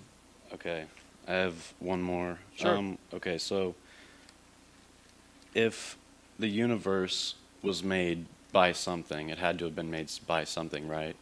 That's what you were saying. Whatever begins to exist has a cause. Okay, then if God exists, then what made God?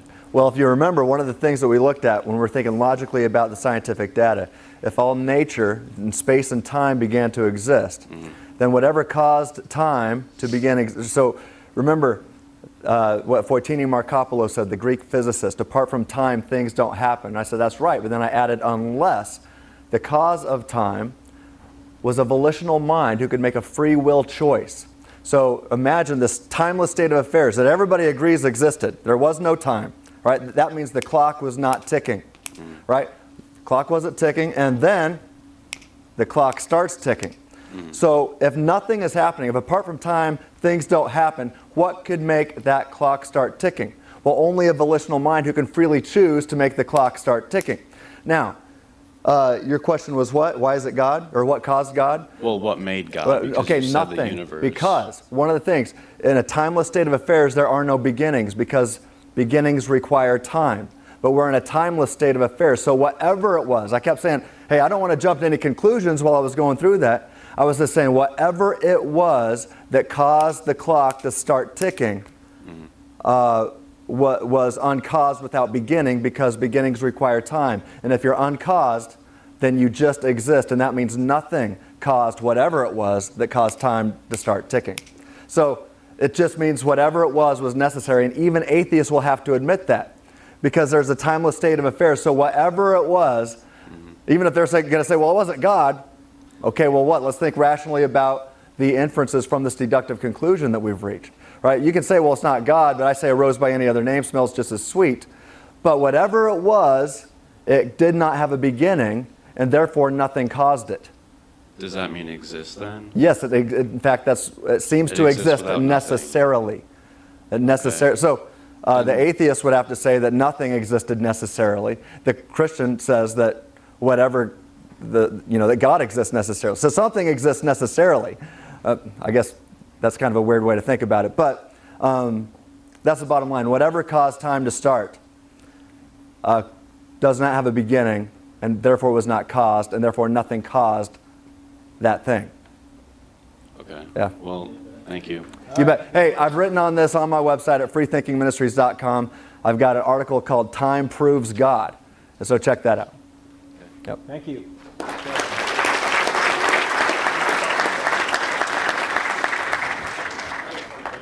Thanks. Yes, sir. What's your name? Johnson. Hey, Johnson, go ahead. I just have a question on something you said that there are some things which God simply can't do, like some things are impossible for God himself. But according to Jeremiah chapter, what is this? Jeremiah 32 verse 27, it says that, "Behold, I'm the Lord, the God of all flesh. Is there anything too hard for me?" And another scripture as well, Luke 18:27 says, "And he said, the things which are impossible with men are possible with God." So I want to know your take on these scriptures, since you say that there are some things which are simply impossible for God. Well, we'd have to look at the context of those passages. And when we say that things that are impossible with humans can be possible with God, we're not talking about logically impossible things, because God is the ground of logic, so he can't violate his own nature. I mean, if God could violate logic, he could both exist and not exist at the same time and in the same sense, right? Jesus could have resurrected and not resurrected at the same time and in the same sense. So logic isn't invented by God. Logic flows from his nature.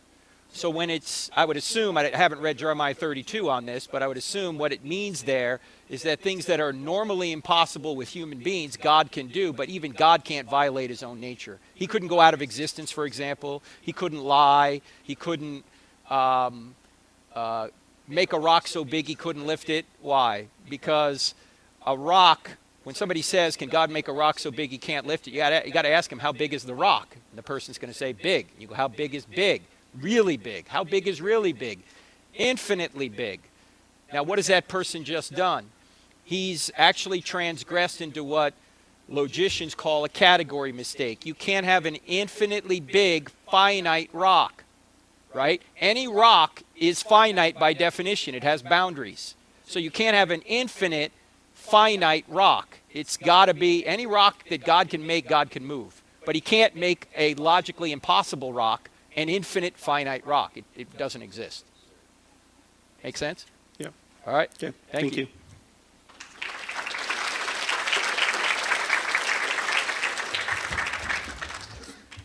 Howdy, thanks for coming. Yes, sir. What's your name?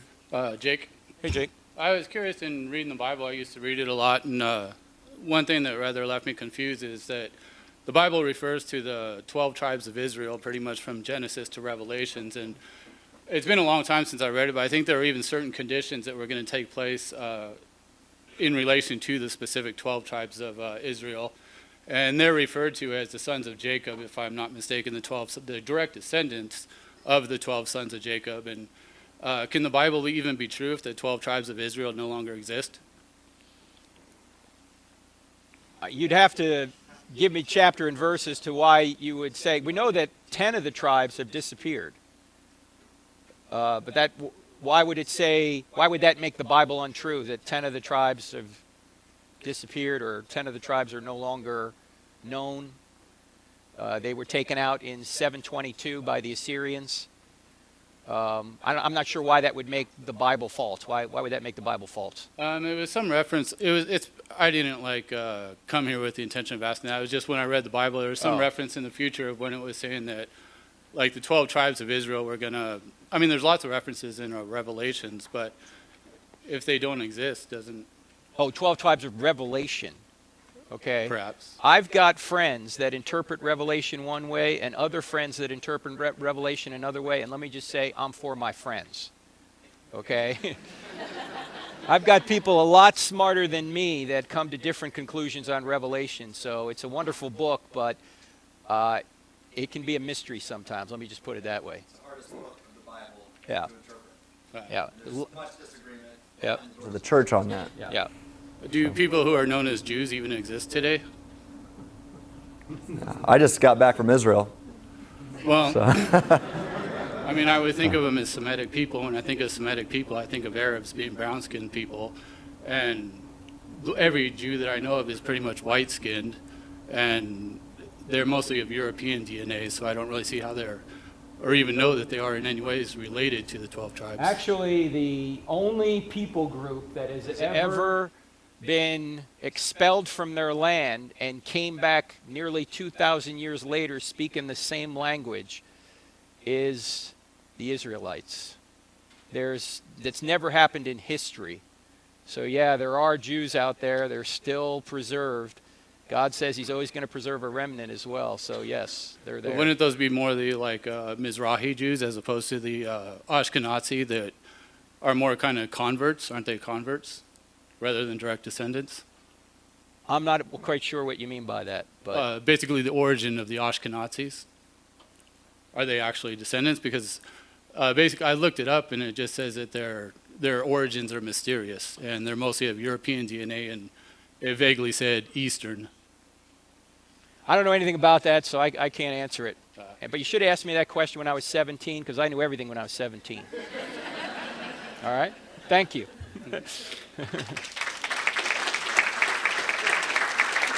Hadn't heard of that. Sure. Yeah.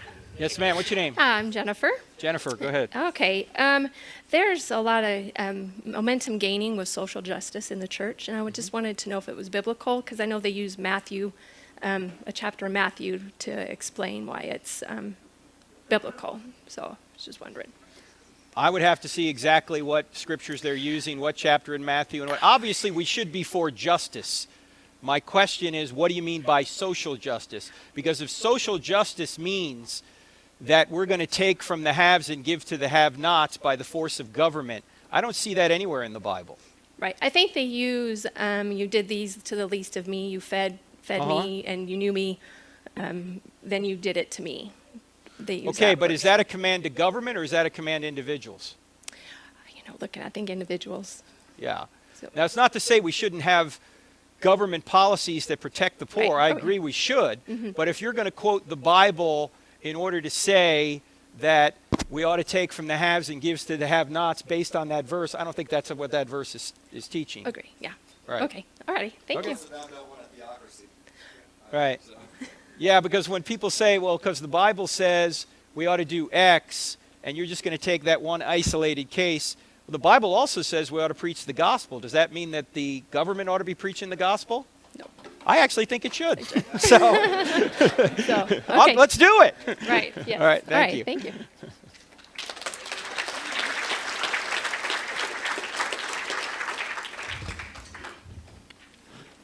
Yes, sir. I'm Micah. Micah. So during your talk, you said that truth is based on purpose. And I've been told before that the purpose of humanity is to worship God. And if God created us with that purpose, how does that not make him a pride and egotistical God? What is there apologetically to prove that God, in fact, created us out of love and not out of pride for himself? First commandment. The greatest commandment.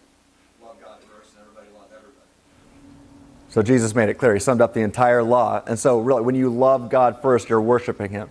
So if God created humanity on purpose and for the specific purpose to love God, then there are objective facts about humanity, irrespective of what you think or anybody else thinks. And so it's objectively true that we ought to love God. And he loves you even more in return. Right? So think about the love he has for you. He created you to love you and to be loved in return, and also to love everybody else that he's ever created. So that's the purpose of life. According to Jesus, he summed up everything. Love God first and everybody love everybody. That's the purpose of life. And to miss that is evil, and that's because love spelled backwards is evil. All right. So as a follow-up question, though, when God created us out of love, he also created what it means to love. And so how do we know that his version of love is truly love? I don't think there's any higher love than sacrifice. Even atheists recognize that what Michael Monsoor did was supremely loving. The only difference between what Monsoor did and what Jesus did is that Monsoor died for his friends, Jesus died for his enemies. And we're all his enemies. That's why he had to die for us. But let me go back to your original question, because I sense that you were suggesting that, and some may think, well, what is God, some kind of cosmic ego that he needs us to worship him? No, because do you realize that God doesn't get anything out of your worship in the sense that it makes him better. He's already an infinite being. You can't help him by worshiping him. You can't hurt him by cursing him. Who gets all the benefit of worship and all the detriment of cursing? We do. Why does God want us to worship him? Because he knows what's best for us. He doesn't want us to curse him because he knows that's ultimately going to hurt us. So he doesn't need us. He never needed to create. He's a God in perfect love in the Trinity. He didn't need us. He created us because he's a loving being and thought he would share his love with us. But if we say we don't want to love him, God loves us back by leaving us alone. That's what hell is. Thank you. Thank you.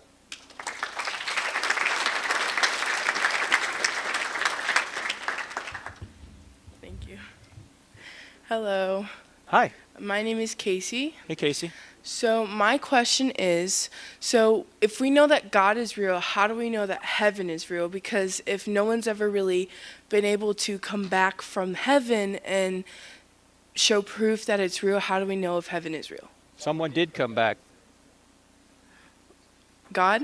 I mean, Jesus? Jesus knows what happens in heaven because he came from heaven and he told us about it. So that's why we know that heaven exists, and we know that something of what it's like. We know very little about what it's like. In fact, Paul says that the human mind doesn't really understand what God has prepared for those that love him. But there is a heaven out there. Now, I know many of us in here have probably seen these near-death experiences and all that. I don't think those near-death experiences prove anything except that one of the things it does is it does prove that naturalism's false. What do I mean by near-death experiences? There are verified near-death experiences where somebody on an operating table flatlines, and when they are revived, they say, "Hey, did you see I was over this hospital. I just saw there was an accident on 3rd and Main." And then the doctors verify that, yeah, at that time there was an accident and that person was lying on the table. Or I just saw a sneaker on the roof of this hospital. This does nothing to show that Christianity's true or that there is a heaven, but it does show that naturalism, it's another reason naturalism is false as many other reasons. It does show that naturalism can't be true because you've got remote viewing. You've got people who are, their bodies lying on the table and they're seeing stuff 3 miles away. So another question is, I don't know if you've seen the movie Heaven is for Real. It is based on a true story, but like, so when the little boy went to heaven, he did say that everyone there was like kids, like when they were younger.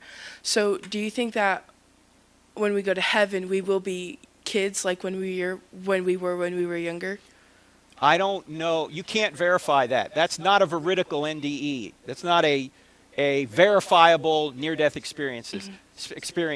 A verifiable near-death experience is the one I just gave you, right? That there's an accident on 3rd and Main. You can verify that. You can't verify what some kid says as to what kind of experience he had. Could be true.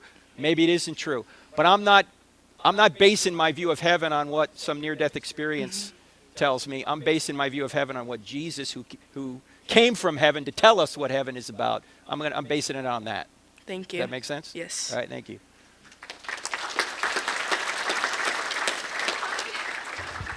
Sorry. Hello. Hi. What's your name?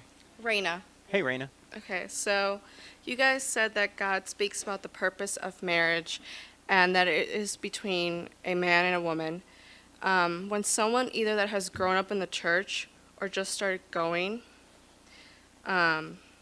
is gay, what is the church supposed to do? Are they to like guide them to like convert them and like or suppress their attraction? And also, if the law of the land says that gay marriage is okay, and God says that we must follow earth's law to be able to follow the laws in heaven, what should we do? Civil disobedience is only justifiable if the government tells you to sin. In other words, it's telling you to do something God tells you ought not do, or it tells you that you have to not do something the government tells you you can't do. Like, for example, if the government says you can't worship anymore, you don't obey the government. If the government says you have to have an abortion, you don't obey the government, okay? But you have to take the consequences of that. The government may jail you for that, or maybe even kill you. So those are the two reasons that we have civil disobedience. Right now, there are things going on in this country whereby a photographer, for example, says, in my good conscience, I can't photograph a same-sex wedding, or I can't bake a cake for a same-sex wedding, and people are trying to force them to do so. Now, I thought this was all about love, but apparently it isn't. Why would you want someone at your wedding who didn't want to be there? Do we have trouble finding photographers or florists or bakers who would participate in same-sex weddings? I don't think so. Why are some people trying to force other people against their conscience to do so? I don't think they ought to do that. And I think those people who, based on their conscience, can't get involved in those things ought to be left alone. I mean, for goodness sake, we allow people who have a conscientious objection to defending the country. We allow them to not defend the country based on that conscientious objection. But we won't allow people who can't participate in a same-sex wedding to exempt themselves from that? That seems crazy to me. But that's what's going on. Now, your other question about what the church should do with people who are same-sex attracted is love them and accept them into the congregation. The only type of person, according to the Apostle Paul, who is not accepted in the congregation is someone who claims to be a Christian, yet claims that known sin isn't really sin. Because in 1 Corinthians 5, Paul says, expel the immoral brother. This man was having sex with his father's wife. And he said, expel that person from your congregation so that Satan can deal with him. Now, if you read 2 Corinthians, it seems that person came back due to that discipline. But everybody is welcome in the church. The only people who are not welcome in the church are those who claim to be Christians, who claim that known sin isn't sin. Okay, then how do you handle that topic, though? They come to you, you know, they want guidance. The Bible says this. How do you handle that conversation with them? I was in Huntsville, Texas last week doing Sam Houston State University, and a young man came up to me afterwards and asked me basically the same-sex question, and the same question you asked. And I said, why do you ask? He said, I think it's pretty obvious. I said, let's go to dinner. So at 10 p.m., he and I went out to dinner. And we sat there for 2 hours talking about this. This is not a soundbite answer. This is a conversation. But one of the things I said to him was, you have a very difficult situation because you're same-sex attracted, yet you believe Christianity's true. What do you do? And I referred him to a friend of mine who works with Ravi Zacharias International Ministries. His name is Sam Albury. Sam Albury, we've only met via email, but I know of him. He's a same-sex attracted man who has decided that he is going to follow the scriptures and live a life of holiness. You see, the church ought to be trying to help people be holy. The church, the job of the church isn't to turn somebody who has same-sex attraction into somebody who has heterosexual attraction. The job of the church is to teach everyone to live a holy life. We're all here to live holy lives. I would just add on, if you go to my website, freethinkingministries.com, one of the contributors, his name is Brady Cohn, and he's a guy that started a homosexual life in middle school all the way through high school and on into college. And I believe it was his senior year that he said, I fell in love with Christ and I decided to love Jesus more than my own desires. And so he's made some hard choices. They're not easy, but hard choices to leave that lifestyle. And he writes about it on a regular basis on my website. So I'd encourage you to start with some of his articles too. All right, thank you. Great question. By the way, for Christians in here, the verse that's often quoted, 1 Corinthians 6, that you will not inherit the kingdom of God. Homosexuals will not inherit the kingdom of God. I submit to you that if you read that entire section of Scripture, nobody in this room qualifies to be in the kingdom of God. Amen. Because We're covetous. That's one of the things in there. We're thieves. That's another one of the sins in there. We just tend to zero in on one of them, right? But Paul goes on to say, that is what some of you were, but you've been washed, you've been sanctified by the blood of Christ. Nobody's getting to heaven without Jesus. All right, so earlier you were saying that like God can't create anything that's not logical, and you know, that kind of got me to thinking about like Schrodinger's cat and like quantum mechanics, and like some of that stuff, like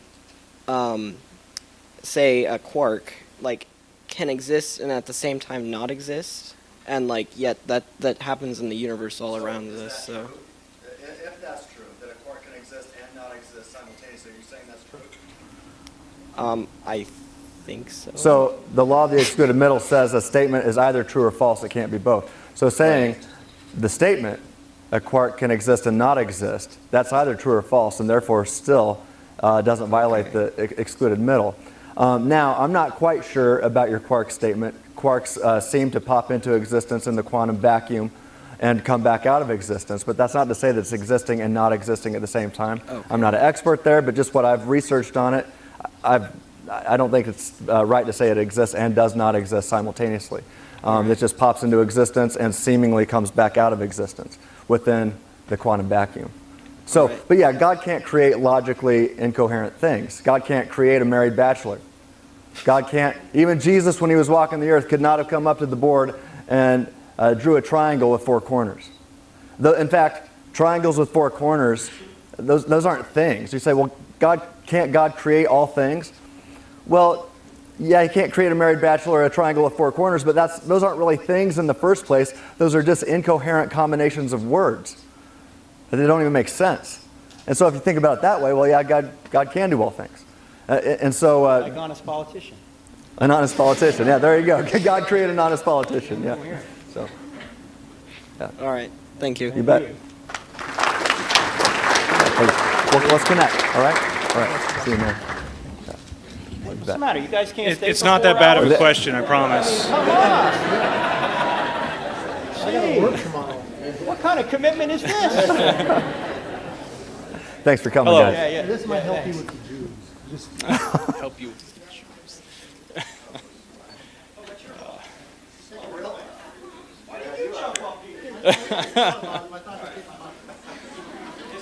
Howdy. My name's JJ. I've been charged by the unbelieving that couldn't get off work tonight to come out here and present the $1 million question. How in the presence of an omniscient, omnipresent, and all-loving God can we look around the world and see the evil that is done in His name and still rationalize that with who we know Him to be? I'm glad you asked. I did a whole dissertation on it. That's why I just finished my PhD dissertation. That was a big part of it. So we need about 6 hours here. So yeah. All right. Let's get comfortable. I'm night shift, so let's go. I'll stay here all night. Okay. So I got to answer this quickly.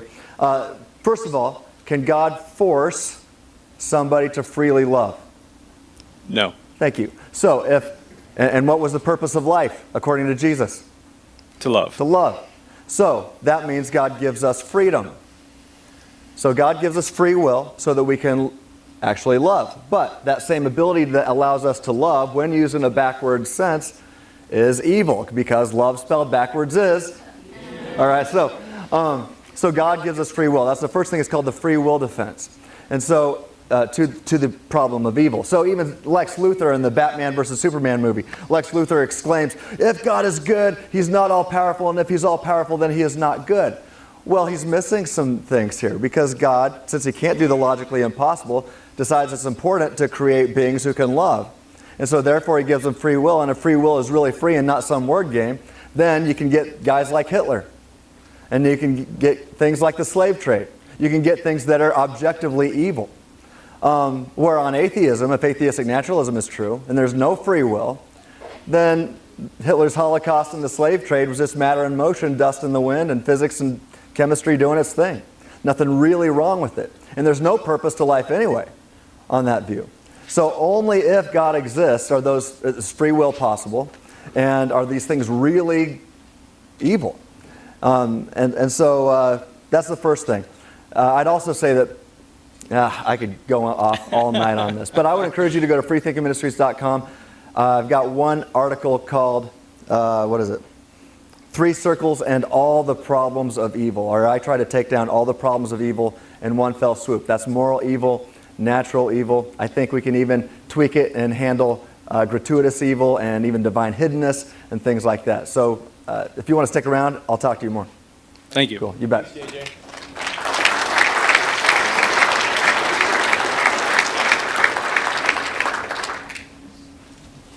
Is that it?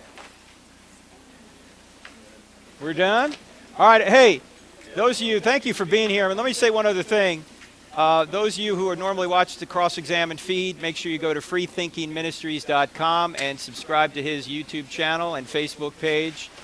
And this is Tim Stratton, ladies and gentlemen. Thank you all for being here. Bye. Tomorrow we're going to be in Lincoln at the University of Nebraska, and then on Wednesday we'll be at Omaha. Thank you.